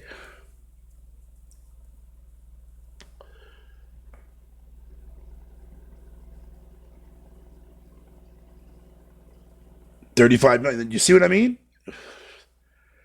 Like, it's ridiculous, man. It's ridiculous that like you gotta remember like a lot of people that got into gaming since last generation, man, are now looking at like MTs as being a normal thing. Like, look at those people that fucking have dedicated channels that are dedicated to opening boxes in Overwatch or fucking buying packs of fucking cards for sports games like FIFA and shit. That are also, I guarantee you, being paid by these developers too as well to constantly make videos out of this shit.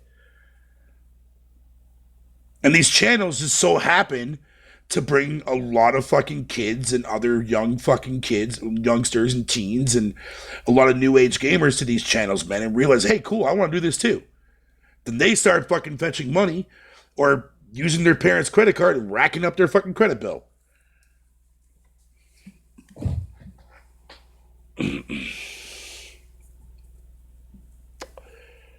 Like, it's ridiculous, man. Like, these developers, man, they don't give a fuck about what I want. They don't give a fuck about what you want. They don't give a fuck about none of that shit. All they care about is coming up with an idea, how much, finding a way within that idea to make them as much money as possible. They release the game. Us hardcore gamers will fucking sacrifice our stupidity and buy this shit, and we usher in the lesser known. And those are the people that these developers make bank off of.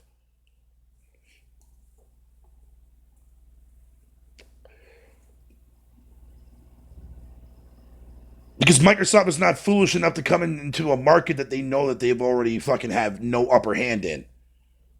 Sony did. Because Sony actually had a fucking goddamn fucking fan base to fucking go based on. Microsoft does too as well. But they know that they can't compete with Sony, and especially fucking Nintendo. And why the fuck would Microsoft now out of nowhere come out with a handheld, man? For what? Compete with fucking what? Mobile? Why the fuck do you think Nintendo went the goddamn Switch route? The whole hybrid fucking thing that I've been touting about now for the longest time. Because they wanted to attract both of their audiences into one fucking place. They've already made their money off the actual fucking console side. Now they're focused on the whole entire handheld market now. The Switch Lite, for example. But when that actual new big motherfucker one comes out, the actual fucking, those console peasant motherfuckers are going to upgrade. It's cha-ching ching, easy cash for fucking Nintendo in their pocket. Nintendo's not dumb, dude. They know what they're doing. Microsoft, on the other hand, is actually being fucking smart by not coming out with a goddamn handheld. They would get fucking slaughtered. They already saw with their goddamn fucking phones. Their Windows phone don't sell for fucking shit. Why would Microsoft take that risk to come out with a fucking handheld? That makes no fucking logical sense whatsoever. No, at least they can try and lose what? A shit ton of money in the process? Come on, Garuda, man. You gotta know how Microsoft works.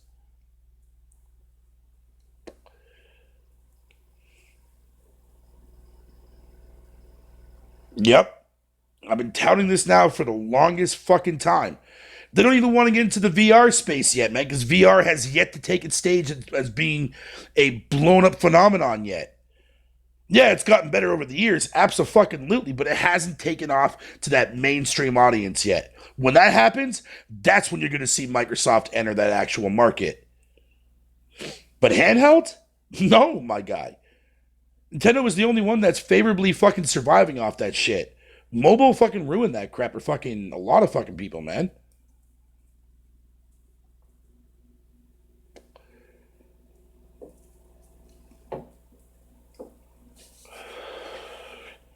You're goddamn right, it's the smartest shit they could do.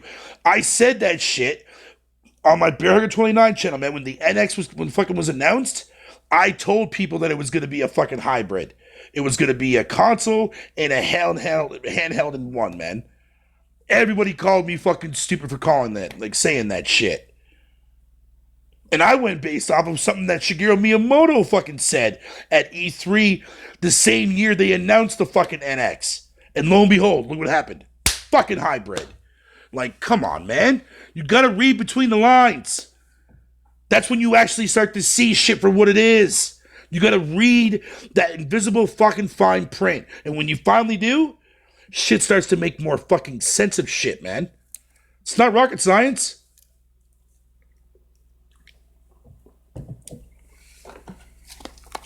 I mean, fuck, Google exists for a reason.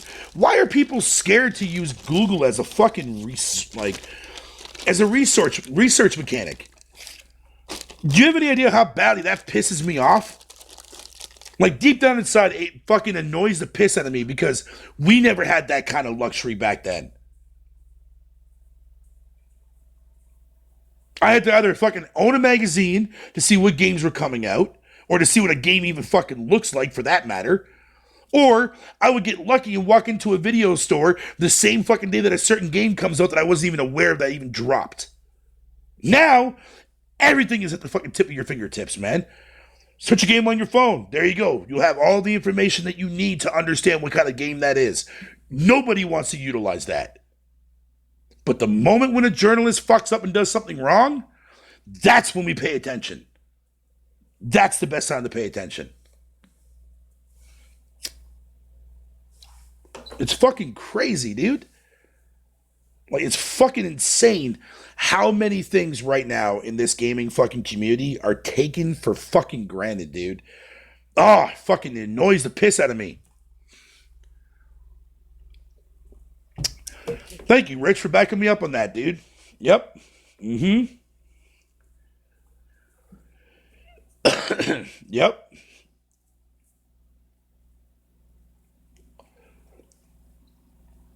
Like the shit's fucking crazy to me, dude. Like I've been fucking telling people now, like you know, like how I fucking saw things coming along. Like I even talked about in the video when I talked about the whole entire aspect of that was that the Tales of fucking Exilia or something like the one that came out last gen. That fucking out of nowhere they dropped like 90 pieces of microtransactions. Had the ability for you to buy fucking level up so that you can level up quicker and shit like that. Whatever the case may be. That game never got spoken about after that shit. Most people didn't even know that game even existed outside from the JRPG fucking aficionados. But yet nobody talked about the microtransactions. That shit just slipped under the fucking radar. But I made a video about that shit. And I told people, I'm like, hey, you see all this crap here? Expect to see this in a more worse condition next generation. I was fucking right about that, wasn't I? Yeah, there are times where I will definitely get predictions wrong. I understand that.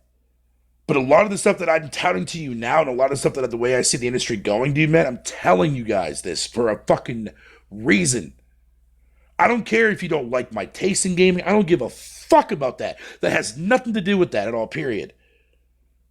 Just look at the way shit's going and see for yourself. We're so easy to quickly jump up and down and scream to the high heavens, man. These games are like, oh man, this game looks so good. This game looks so good. And then when it comes out and it underperforms and doesn't deliver on the fucking promise that it was showing to you, everyone slags it off. Oh, I was never hyped for that game. Man,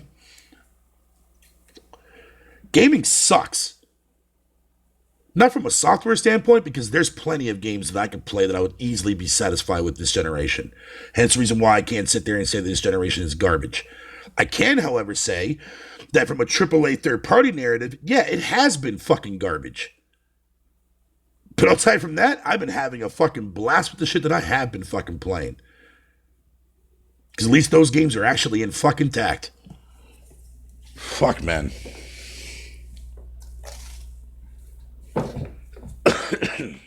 It's fascinating to me, though, man. Yo, Big Money. Holy shit. How are you, my good friend? Goddamn, it's nice to see you fucking you in my chat, buddy. But all I'm saying is, though, at the end of the day, man, people need to really wake the fuck up, man. Because when you finally look at the way everything is going, like, we're going into a future, man, that, like, we're no longer going to have a say in anything. We don't even have any fucking saying in what we want to say now. Like, everything that I'm fucking telling you guys right now is going to fall on deaf ears. But that's fine. I can live with that. But as long as I'm the one that's out here letting you guys know exactly how this shit's going to play out.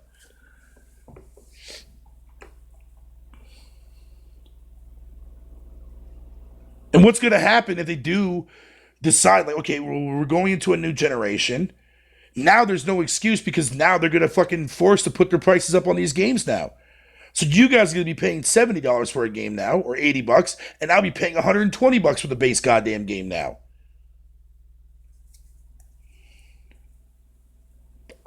I'm telling you guys, man, it's about to get fucking real fucking sour, man. Real sour. And it's going to happen so fast that most of this shit will get talked about for a couple of months, and then it's going to go right to quiet all over again. Just like all the times we sat here and we bitched about how EA constantly fucked up. And yet here we are still buying their shit. Activision's last Call of Duty game. You could buy a red iron sight for your fucking, or a red dot for your iron sight. And now you got people excited for fucking Modern Warfare. Like that shit's not gonna happen again? Come on, man.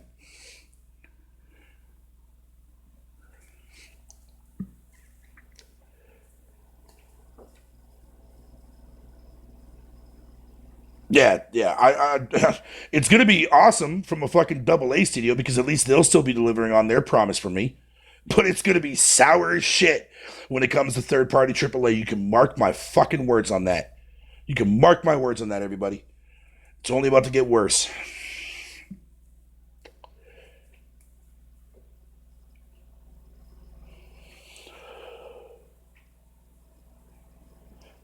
Yo, Big Money.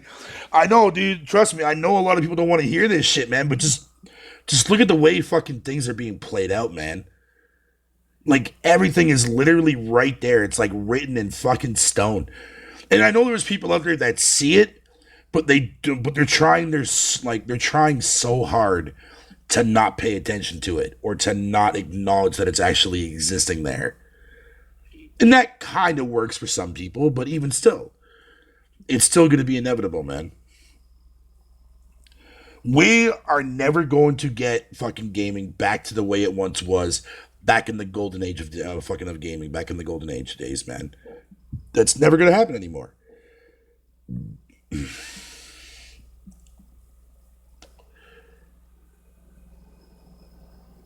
Some of them are, yeah, no, some of them actually are starting to wake up from this shit, and then thank fucking God that they finally are.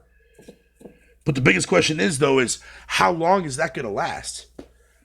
How long before people actually stand at attention and sit there and say, hey, I'm not going to support anything from Ubisoft or EA or Activision or whoever the fuck these companies are. 6 months down the line, they change their mind. Because that said developer happens to make a game that catches your eye. And you see a lot of people talking about it, and you get that fucking that itchy fucking feeling going on. It's like, man, I want to play this game like you know what I mean, like some kind of crack fiend. You know what I mean? Me personally, dude. Nah, that's cakewalk for me, man. Because I already know what I want in my games. I already know what I'm looking for, and it's not what AAA third parties are giving me. And if that's something that you do look for, man, hey, I can't fucking bitch about it, man. I can't tell you off. I can't call you a fucking loser. I can't do any of that shit. That's what you want to believe how games should fucking be like? Then go support it.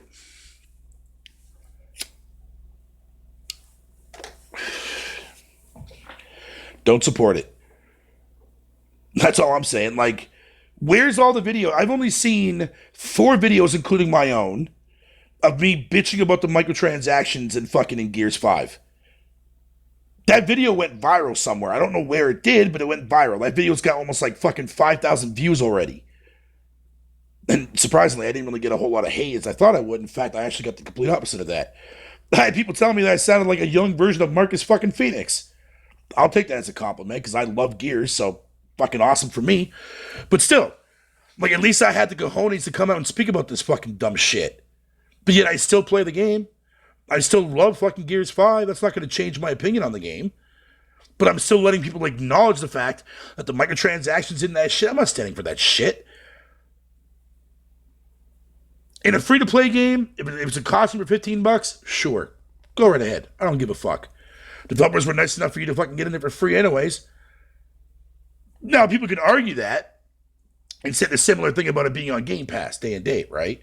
It's like, oh, well, I'm playing Gears for free, man, so I can kind of understand that. And I've seen people legit tell me that. But no, because that's not the only way to play Gears 5. Savage, for example, he bought the game. He bought the Ultimate Edition, physical copy of it. Do you think that motherfucker's happy to see $15 fucking $20 fucking cosmetics? Color swap? For that kind of price for microtransactions? No, fuck no. But that's what developers want you to do. They want you to invest money in that shit.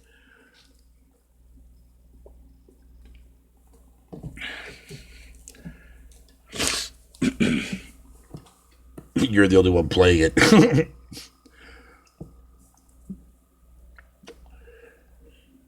But it's like, where do you guys want gaming to go? Like, do you want it to be this egregious, like to the point where like we are gonna eventually start paying for a fucking bullet that we put in our clip in our gun now for Call of Duty in the future? I mean, EA almost got away with that shit and fucking Need for Speed on fucking mobile, but fucking selling you gas with real fucking money. That shit's gonna eventually make its way over to fucking the console side. Oh, bet your ass it will. That loot box shenanigans shit was only a minor setback, man. They're gonna find ways for you to spend money on microtransactions, whether you like it or not. Or that, or suffer a goddamn long-ass fucking tedious grind. Not falling for that shit. Not doing it. Can't done. No, I can't. I'm not gonna force myself to fucking praise these devs because of like they're doing something good for the industry. Microsoft hasn't really done fuck all for the industry. See, that's why I sell drugs. Hey, yo, man, can't complain about that. I mean, I smoke fucking marijuana, so I mean, shit, and I'll buy it when I have to. But goddamn, fucking preach there, big money, my guy. Fucking preach, buddy.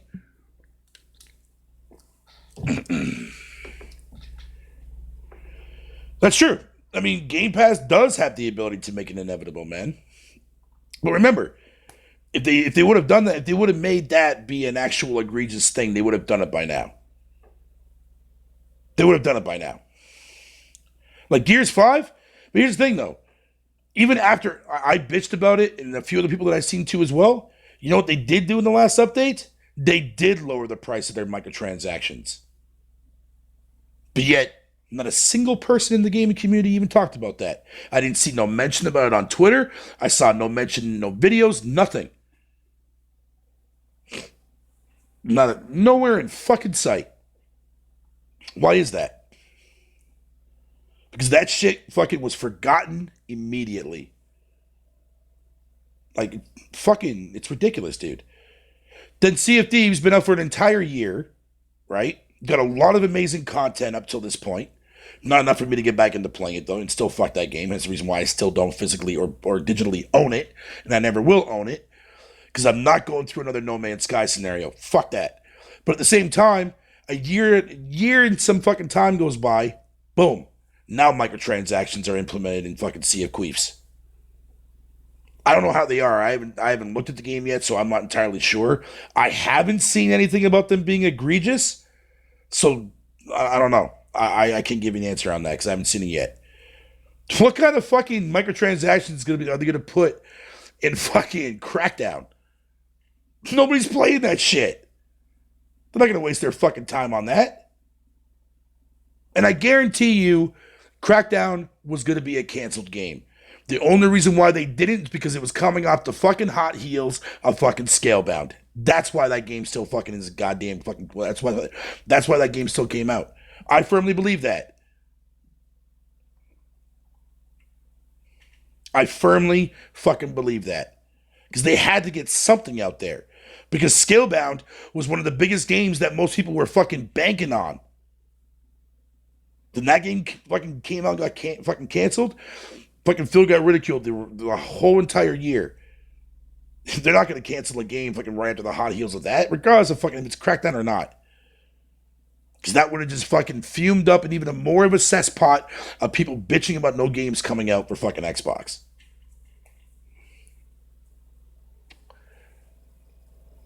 It's crazy, man.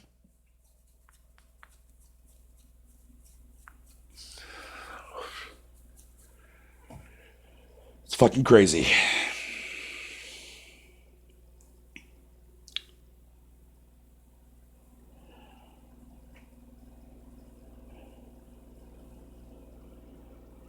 It's sad, man. It really is fucking sad. And in the set, Crackdown was fucking not even mediocre. That game is just straight up fucking garbage. But anyways, the only reason why I'm actually excited to watch the XO19 event is potential reveals, but that's guaranteed. That's very, very slim. Probably not going to happen. But it's because of Battletoads. That's the only fucking reason why I give a shit about this event next month. Excuse me. That's it. Because that's one of the big games they're highlighting at XO19 next month. Or this month. I don't know. Fuck it, whatever. I'm pretty sure it's next month.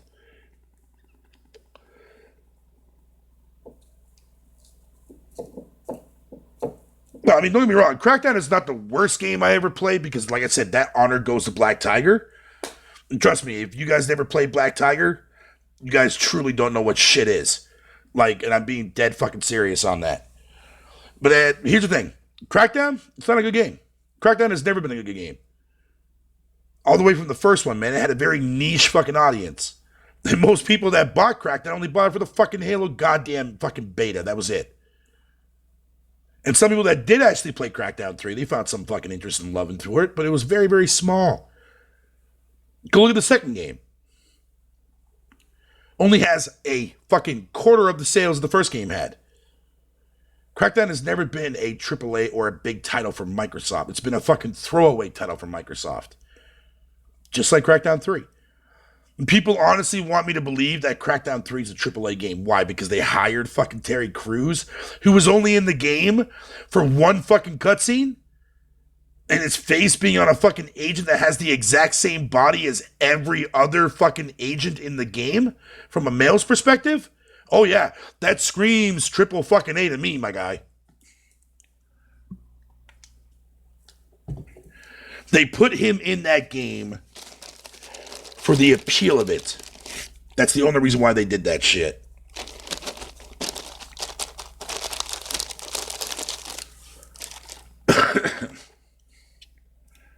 Hey Fado, fucking, are you excited for next gen consoles and reveals? Or not really?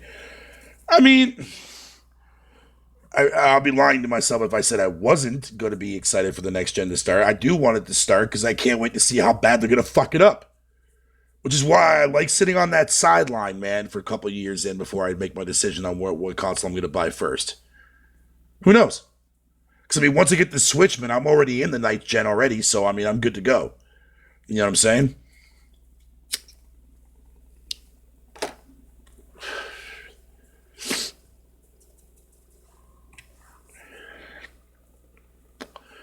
Microsoft said the game was going to be AAA, not the fanboys.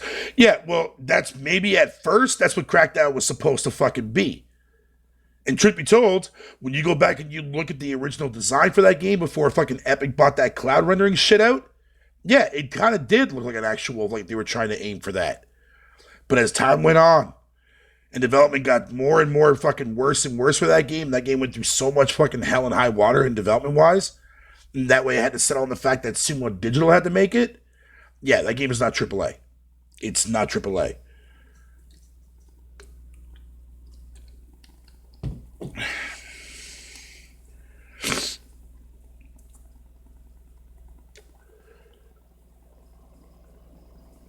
Hey, I'm trying my hardest, big money, man. You know what, man? Like, I know I talk a lot of shit, and I do that stuff, man, just to get people riled up in my chat, whatever the case may be. But I don't fucking mean any of the stuff that I fucking say when I make fun of that shit, outside from a few noble exceptions.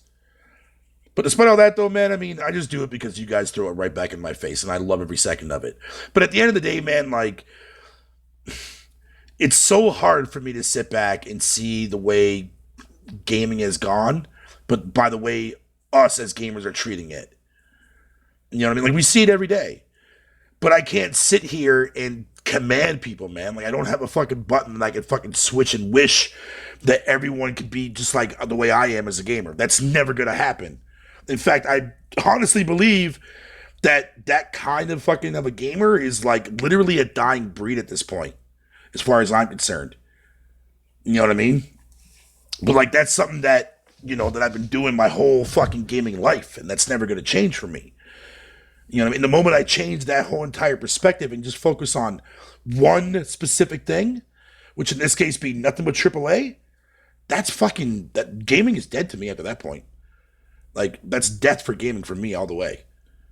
You know what I mean? Like, I need budgets there. I need middle market to be there. I need indies to be there. But I don't understand why people shun down indies when fucking, it wasn't that long ago, man, when fucking Activision was an indie. Or EA was a fucking indie. Ubisoft fucking was a goddamn indie developer.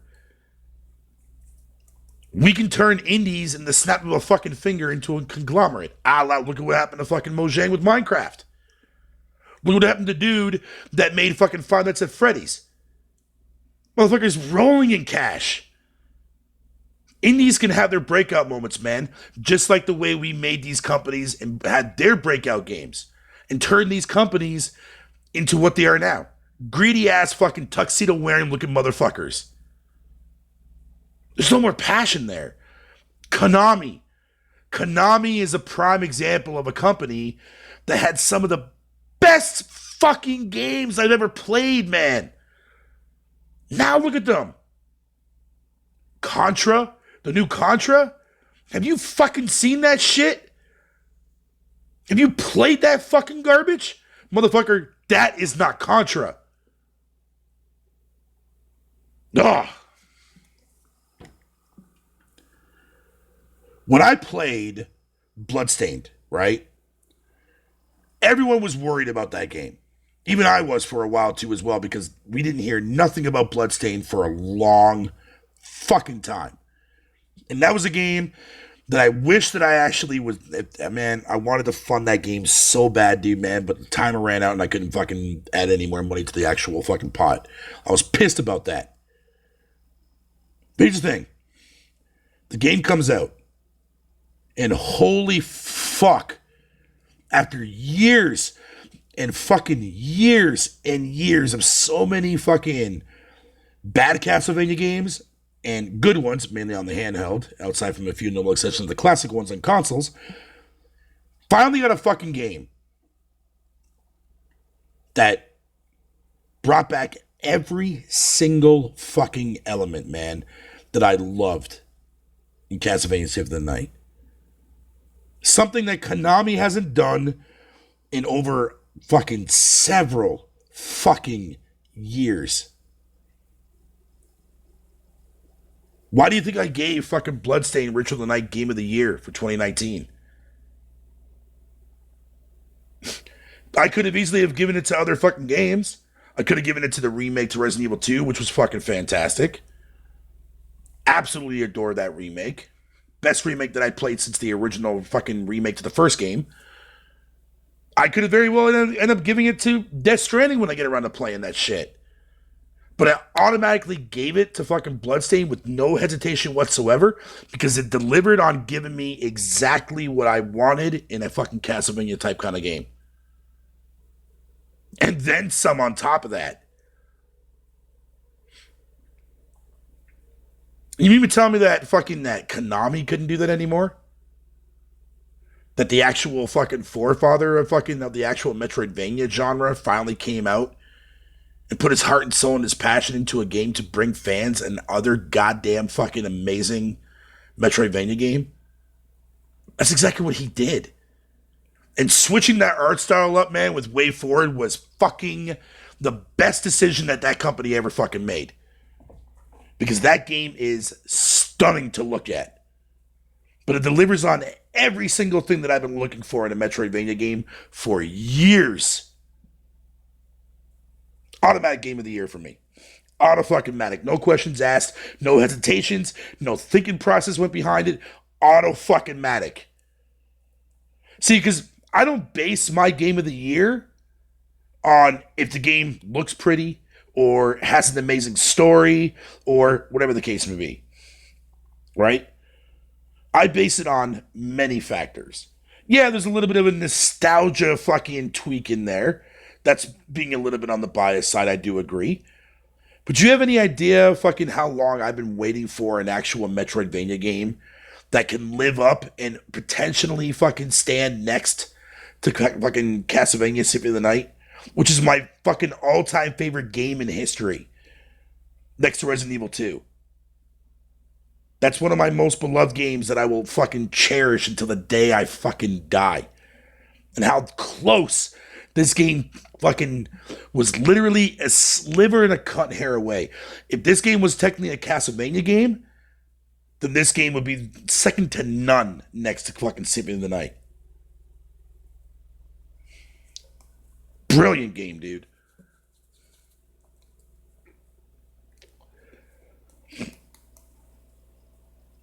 Yes, I am aware that a lot of people will never truly understand my reasonings behind my logic when it comes to me expressing my love for specific games. That's fine. I'm not expecting you to.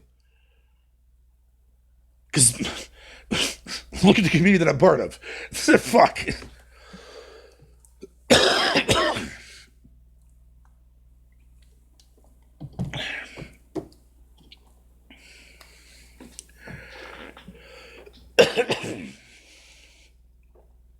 More than likely, probably, yeah, we'll never get another Silent Hill.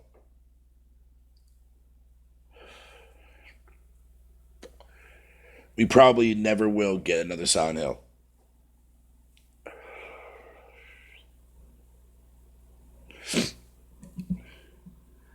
And it's like, to think though, right? Like, so many people were puzzled, right? when I gave No Man's Sky my game of the year. A lot of people thought that I gave that game of the year because I wanted to fucking, I felt bad for fucking Sean Murray and Hello Games and all this other fucking bullshit, blah, blah, blah, blah, blah. But the irony in that, though, is, man, is that, the series that I came out with, man, like several months prior to the launch of No Man's Sky, I think it was like 2 months prior. Well, it was actually a month prior, but then it got delayed for another month. So 2 months prior, I had made a series on my channel, on my older channel. I think Rich might remember this, but I made a series on my older channel called My Love for No Man's Sky. And the very first episode, I stated my valid reasons as to why I was generally excited for this game, and it was the fact that of exploring the unknown. That's pretty much basically what I quoted in fucking from that video, or what I basically stated it fucking in that video. Now, regardless of all the content that was missing out of No Man's Sky, it still actually delivered on that exact main reason as to why I was excited for that game. When everybody was on the hype train for when No Man's Sky was getting ready to launch, because they actually thought that an actual full-fledged multiplayer mode was in there, even though that was never ever supposed to be there. Outside from maybe being able to see another person, that was about it, but not to the point where it was going to be a full-on multiplayer like we have today in No Man's Sky. I was on the other train heading to Hogwarts, man. They were heading out the train that was going to eventually lead them into a fucking actual fucking broken bridge. And that's exactly what those motherfuckers did. They went off that cliff and they fucking rampaged about it. Here's the thing. I even myself even acknowledged all the shit that was missing out of that game. But I still fucking played it virtually every fucking day. Every fucking day.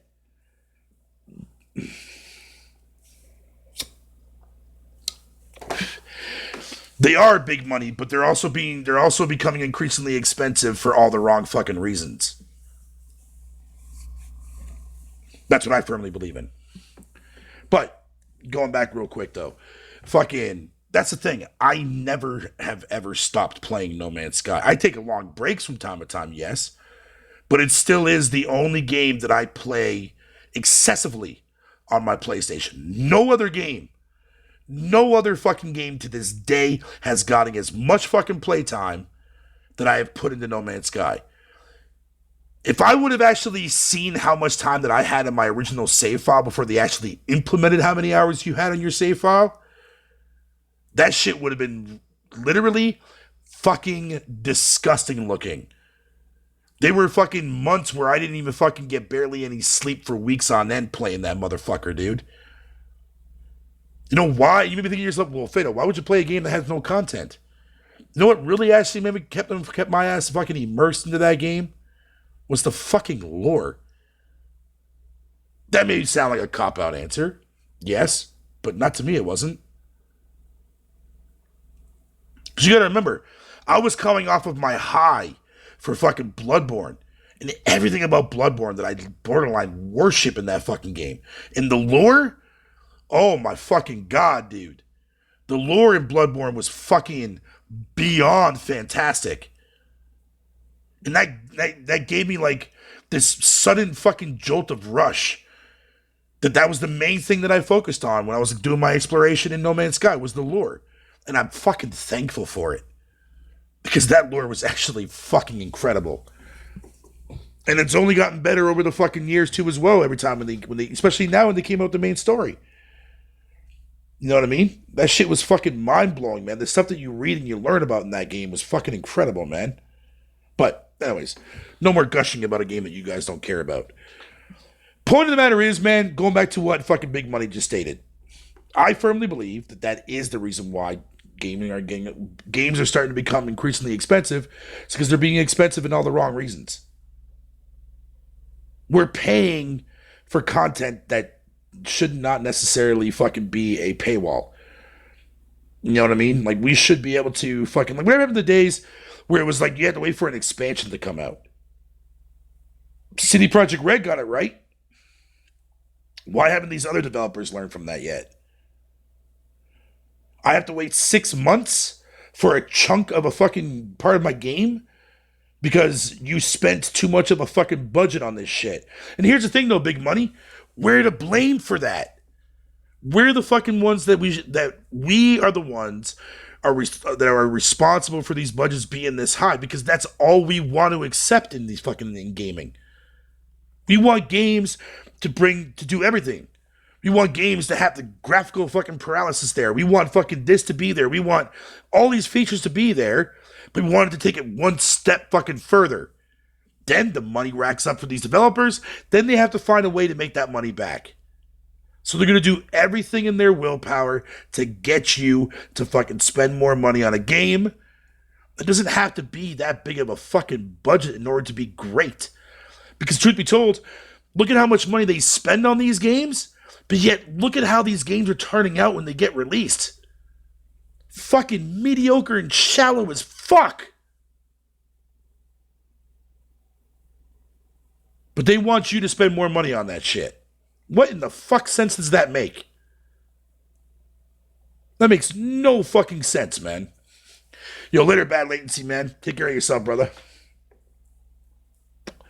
Oh, definitely Bloodborne when it comes to fucking lore. Shakiro's fucking actual a sequel for that. I'll definitely be happy with that. But I want a sequel to Bloodborne so fucking bad, so fucking bad, bro.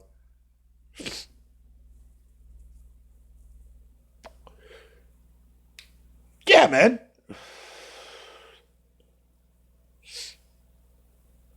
And look, don't get me wrong. I'm not fucking sitting here saying to you guys, oh, don't support this shit.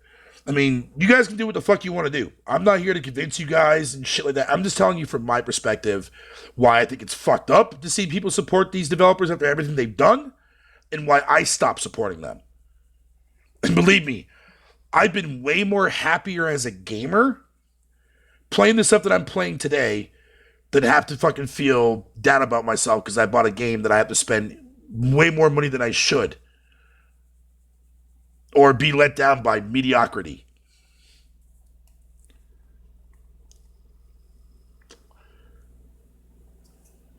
It sucks, dude. It really fucking sucks, but what can you do, right?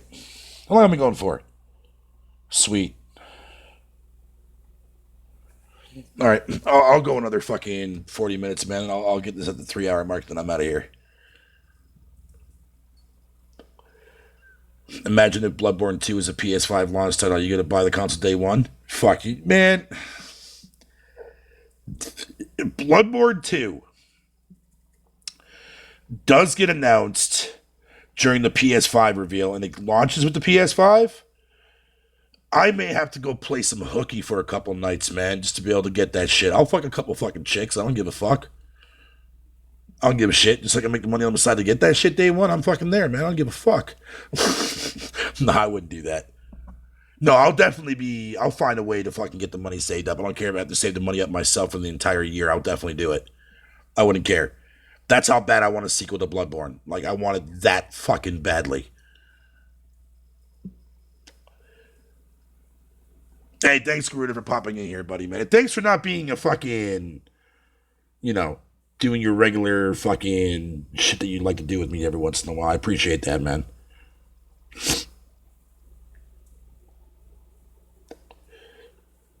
Look, don't get me wrong. I don't play every fucking game that gets released in the store. You know what I mean? I mean, I'm not rich like that. If I had the money to be able to do it, I probably would do it, but I don't. But I go after a lot of stuff that I like to call obscure titles, man. And I like to get that out there and share that game with people. Let people know that this game fucking exists. You know what I mean? There's nothing wrong with that. Do you have any idea how fucking fascinating it is when I was on my older channel and I would be playing, say, fucking some random game that nobody ever heard of? And seeing somebody come in my chat and be like, yo, thank you for playing this. I had no idea this game existed. I'm buying this shit. This game looks awesome. Like, I've had several fucking moments like that on my older channel during my live streams, dude, where people had no idea the game even was even a thing. They had no clue. But they came in, they fucking saw some curiosity, they saw my stream, they saw me playing it, they liked what they saw, and they bought it. Do you have any idea how great of a feeling that is? But now, if I were to play Breakpoint, all I would do is sit there and laugh at how horrible that fucking game is. And I probably wouldn't even stream it because of that fucking given reason. Are you my brother? That's what I do with my loyal. Hey, fair enough there, Garuda. I appreciate that, brother. I appreciate that. At least you're keeping me on my toes, bro.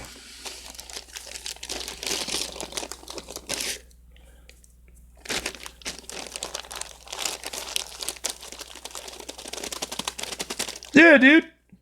Hell yeah, I played fucking Lego Worlds, man. Outside from performance fucking problems that game had, that game was actually pretty fucking fire, dude. I would have looked at that game, man, as like, yo, this is like the evolution to fucking Minecraft. And it kind of is. It kind of is. But people looked at it as nothing more than another typical fucking Lego release and completely skipped over it. Can't say I don't blame them. I really can't fucking sit there and say I don't blame them for that.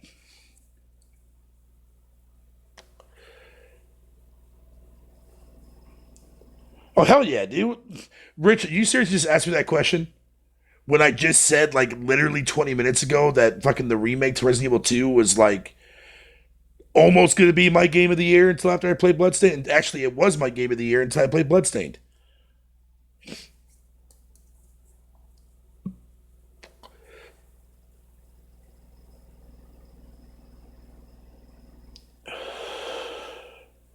Yeah, man. And the irony is, too, as well, I don't even play fucking Lego games.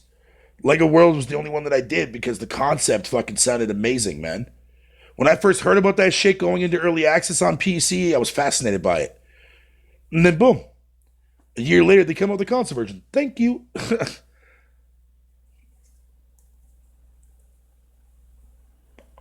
Oh, no, you're good, Rich. You're good, man. You're good. You probably went and took a piss or some shit, dude. No worries, buddy. No worries.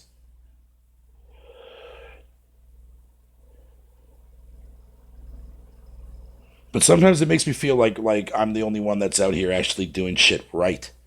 And I hate saying that because that sounds so ignorant to say. And I believe me, and it does. And I hate myself for saying it publicly like this, but I can't like I'm sorry, but like every time when I look, I'm like that fucking that fat heifer looking motherfucker, right?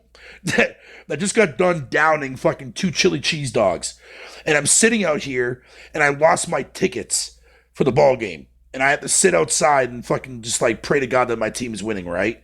Or listen to it on my fucking phone while I eat my two chili dogs that I wasted money on fucking because I lost my ticket or some shit in the bathroom or whatever, right? And all I'm hearing is like the crowd going crazy and shit, whatever you want to call it. So I'm under the impression that fucking that, my team's winning, whatever the case may be. But in actuality, they're actually fucking losing. That's what I feel like, man. Like when I'm on this side and shit like that, and I'm telling you like how I truly fucking feel about gaming, dude, like I am right now. That's exactly how I fucking feel, man. Like I feel like that one single person that's on this side of the line trying to be 100% truthful with you guys on how I feel about the current state of gaming, how it's going, and why I play the games that I play. And I feel like while you guys appreciate my opinion on that, it's just going to fall on deaf ears. And I hate saying that because I don't want that to be true, but the way I see people and the way they have their preference set up and the way they want to fucking do their shit, it's not even going to matter. Because to me, the way I look at things, from me looking in, it makes me feel like people have this formula or something like that exists in their head that AAA is the only way to go. And that nothing else will be able to top what these developers are doing with a AAA budget. That to me is borderline bullshit. I can promise you that right now. But at the same time, it makes me feel that way. Like a lot of people just that's all they want. That's what they gravitate to the most because they think that a higher budget is going to mean it's going to be a better game. But yet, how well is that turning out for people now, though? You know what I mean? Like, you know what I mean? Meanwhile, I'm sitting over here with my fucking two chili cheese dogs, man, playing fucking greatness, dude. Sony is not the only company that makes great fucking games. I can promise you that. There's more talent behind a lot of these other developers that you guys probably never even heard of or will ever even play a game in their life with, man. that have more talent than anybody that works at EA, Activision, and Ubisoft combined. And it's just a real shame too, man. It's just like fuck, man. Like it is what it is, though. It is what it is. Hold on one second, guys. No, because Sony is not the only company that does make great content. Great content does not stem from the term of AAA or whatever the case may be. And people want to believe in that, then you're believing in a fucking lie. You're being lied to about that shit.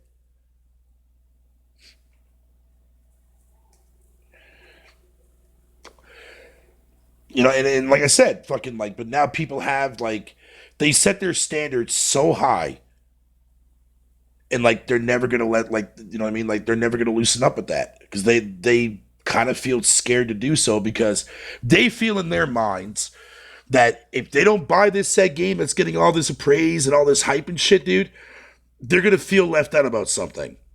Thank God I don't look at it from that perspective. I can easily, if I wanted to, I can go the entire generation without ever touching a single first party game for both Microsoft and Sony, and I would still walk away fucking satisfied with that generation. Those games are just bonus games for me. That's all these exclusive games are to me. They're just nothing more than a bonus fucking game for a console that I currently own. You know what I mean? But like, it's chaos, man. It's chaos. I know you would there, Rich. And again, like I said, like it does sound ignorant for me to say something like that, but you got to look at it from my perspective. And I know some of you guys can easily see it through my perspective. I understand that and I respect that, but it just sometimes it makes me feel somewhat lost. Do you know what I mean? Like, like from definitions being changed to fit people's narratives now to fucking really odd fucking ways that people view shit. You know what I mean? It's just like, man, like gaming has really fucking manipulated a lot of motherfucking gamers in this community, man. Like Jesus Christ, man.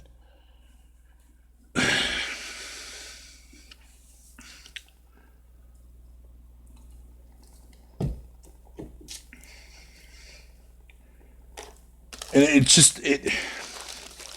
saddens me, man. It really does. It really makes me sad.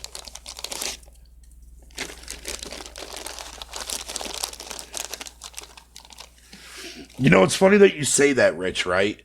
That's a game that I still have downloaded on my fucking PS4 to this day that Garuda bought me on my birthday last year.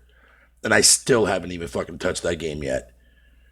I'm eventually going to, for sure. Don't get me wrong, I eventually will get around to playing it. But right now, my interest is not that. My interest is not that, dude.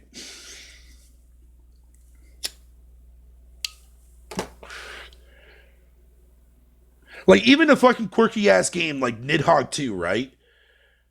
That game is such a simplistic game, but fuck y'all, that game is fun as shit to play.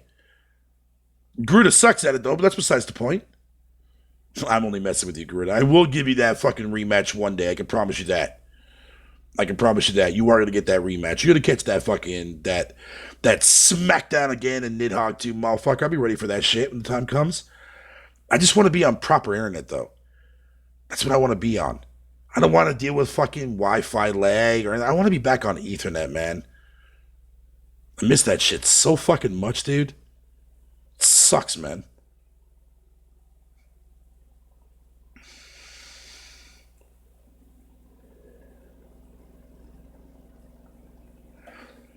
And there's nothing wrong with being, like, or being excited either, Dante, about looking forward to next gen. All I'm saying is, man, is that I'm just warning you guys right now. Just be careful when it comes to next gen. I don't want to see Sony fucking fall down a slippery slope. You know what I mean? I want to see these third party devs that I used to fucking call fucking, you know, an amazing company at one time. I'd love to have the ability to call Ubisoft once again amazing, but that's never going to happen because we're no longer part of a generation era that deals about the quality of the content.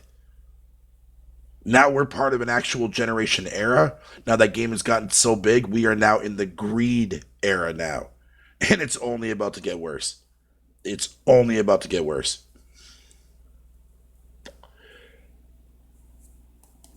Agreed 100%, players.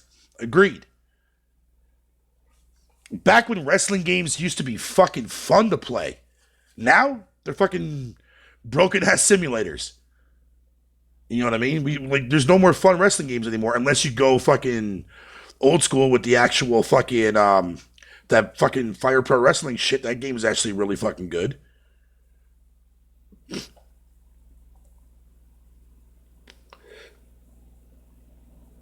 No, his gift fucking. I still have it downloaded. I never deleted it off my hard drive. And I've already told Garuda that I haven't gone through it yet. And I told him, I said, eventually one day I will. I'm just not in the mood for fucking a game like that right now. And that's another problem that I have. And this is my own fucking fault too, as well, is that I get myself so caught up in this shit, in the cesspool of this gaming community, man, that it literally, man, has like ruined gaming for me on a whole other fucking level, man. Like, I used to be able to sit here, fucking pop in a game and sit there for fucking hours and play this shit. Like, now I'm finding it more difficult to fucking play it because it's like, even if I do beat this game and I tell people about it, what am I going to gain from that? Nothing. I mean, outside from just, gaining more knowledge for video games, but, which is fine for me, but it's like, should I even really be talking about this game? You know what I mean? Like, most of the time I kind of feel fucking guilty when I try to fucking talk about a game. Because all I'm going to do is just get smacked down and laughed at anyways because fucking people look at that game as like some fucking abomination without ever understanding what it is or without knowing what kind of genre it is or ever playing a game of that type of genre. It's like, really? It's crazy, man.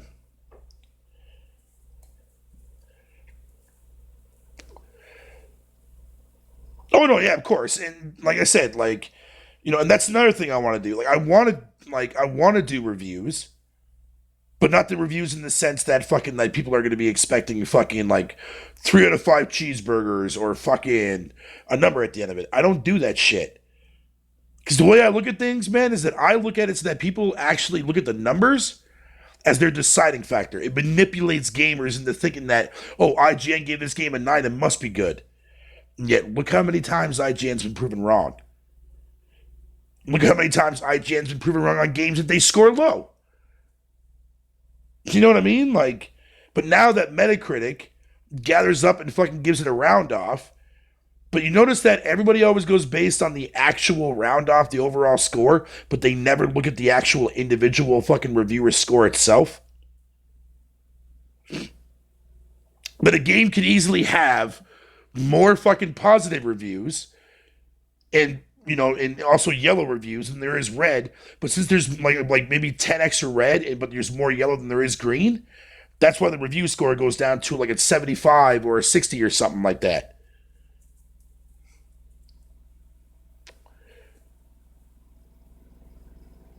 Doesn't that actually defeat the purpose, though, man, of actually trusting what a review is?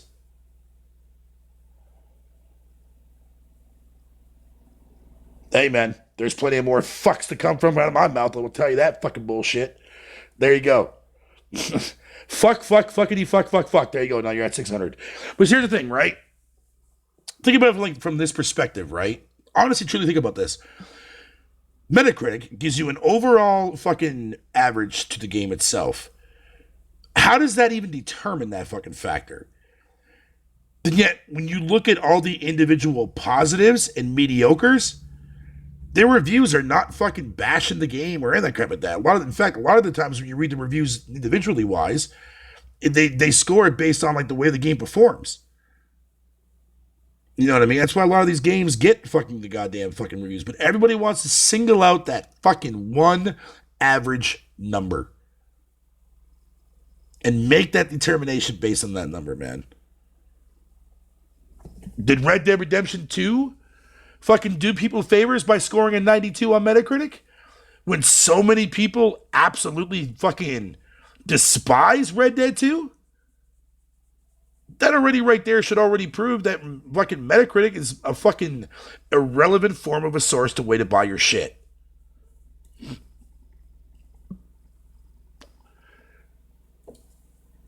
And that's what you're always going to get with me, Garuda. I mean, outside when I'm just, doing my little fucking trolling or just, wanting to be a dick. But, like, no, like, seriously, like, when I do reviews for shit, like, I'll tell people what the flaws are and things that I like and I don't like about it. But I'm not going to attach a fucking number or a goddamn grade system behind it because that's the first thing everybody looks at when it does come to a fucking review.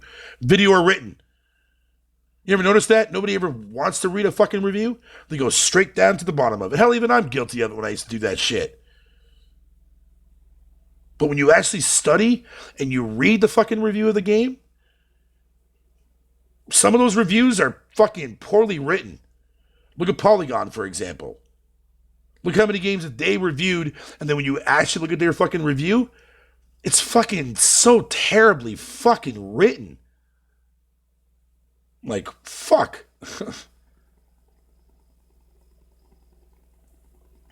You are the reason I got out of my comfort zone in gaming and tried games I would never play. I am an open-minded gamer. That's the way people, I personally believe, I think that's how every gamer should be. It shouldn't matter what the fucking platform is.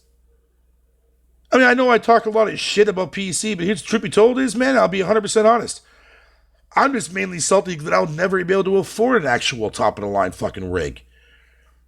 You think if I did have a top-of-the-line rig, you think I would not enjoy fucking games on that shit? Dude, that could be an entire fucking series out of that, man. I just don't have the luxury of paying to be able to afford to keep up with the actual fucking upgrades all the goddamn time and shit like that. That's why I take forever to upgrade. Like, literally, I'm honestly like fucking 3, if not 4 generations below what everybody's currently having in their system right now. Like, for fuck's sakes, the PC that I still currently have, that's still at my sister's place, which I guarantee doesn't work anymore, was a fucking dual core. Dual core. We're going to what, i9 now, dude? Like, come on. I've always been fucking late to the scene with PC gaming. That's the way it's always been. Dude, I didn't even upgrade my first fucking PC, which was a compact Presario fucking 486 that we upgraded from a 386 to a 486. I never upgraded it until Pentium 3s fucking came out. Do you have any idea how long that shit was?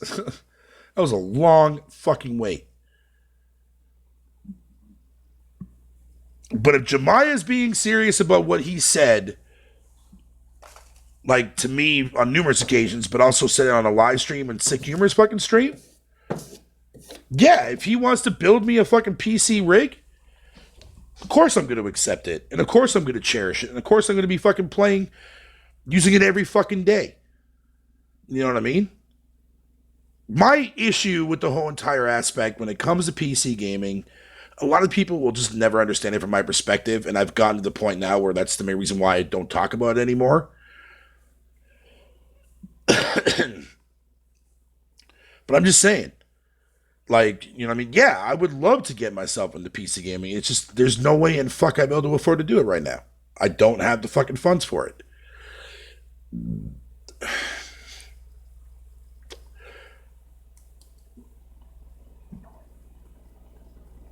I told you that Conan Exiles game was good, man.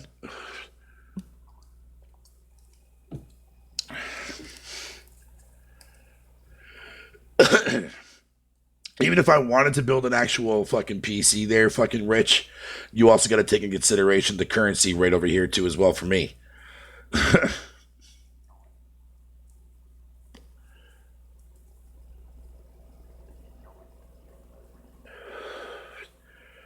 See, but that's the thing for me though, Rich, man, is that I don't care about that crap. If it's there, it's there. I mean, that's cool, I guess, but that's not, you know what I mean? That's not what I look at fucking when it comes to games. You know what I mean? And if that's something that you choose to do, that's fine. I mean, PC gamers have been doing it their whole fucking lives. You know what I mean? Since they started on PC. But me personally, that's not what I look for. You know what I mean? Like, the graphics isn't something that I look for immediately when the game is showing off. I need to see gameplay to convince myself. And if I don't see enough of it, like, for example, fucking Ghost of Tsushima, that's not me hating on the game. That's not me saying the game's gonna suck dick to a fucking anal cavity grease hole. No. I'm telling you that I want to see more in order for me to be convinced. I don't care how that game fucking looks. I want to see gameplay for it. And so far, what we have looks promising, but I need to see more.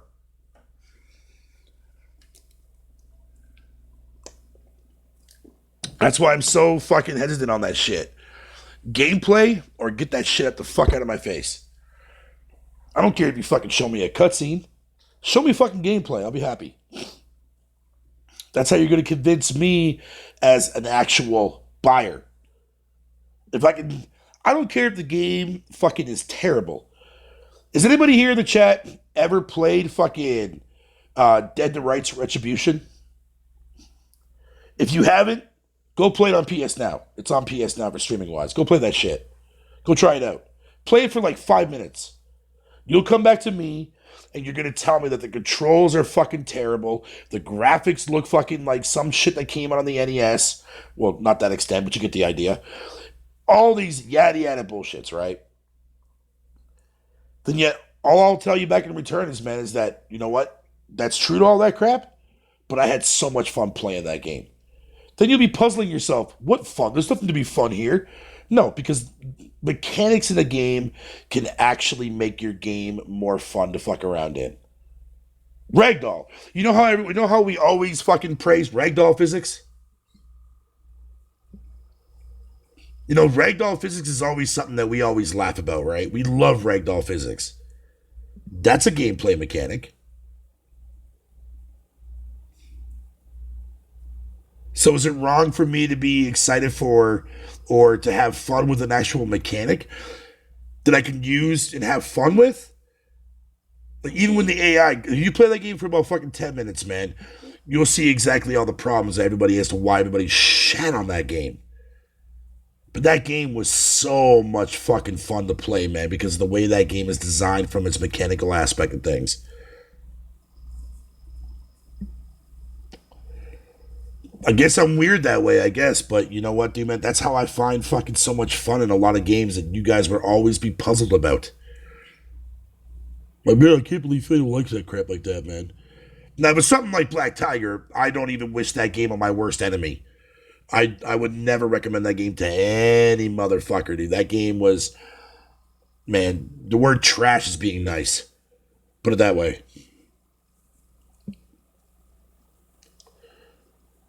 I was hyped about, here's the thing though, Savage Man. Yeah, I was hyped about a new Battletoads being announced 2 years ago. Actually, no, last year, right? Everybody was confused by that. Man, they didn't show anything. But there is one thing they did fucking show that everybody ignored. And that was the art style. And that alone got me fucking even more excited. And lo and behold, that's the thing that everybody fucking hates about that game. And also how slow it is. Which I do agree with the slow part. But the art style? No. Fuck no. But at the end of the day, people don't realize, man, is that this Battletoads is way more fucking Battletoadish than if they would have fucking brought it into the more realistic vibe from the KI fucking character design. Because they got more morphs that they can do, and it looks better from that art style than it would from the fucking more realistic approach. Yeah, I'm out of here myself, dude, man. I'm getting the fuck on out of here, too. Definitely late. But definitely, though, guys, man, it was fun chilling, man. You know, fucking, it was fun. You know, we had some good conversations. You know what I mean? Talking crap about life of a Black Tiger, but he platinumed that game, though. There is no platinum for it. But yeah, man. Thank you all for coming out, man. I love y'all with that from the bottom of my heart. You guys are fucking awesome. But you're like my fucking internet family, dude. Like, real talk. But I'm out of here, guys. Deuces.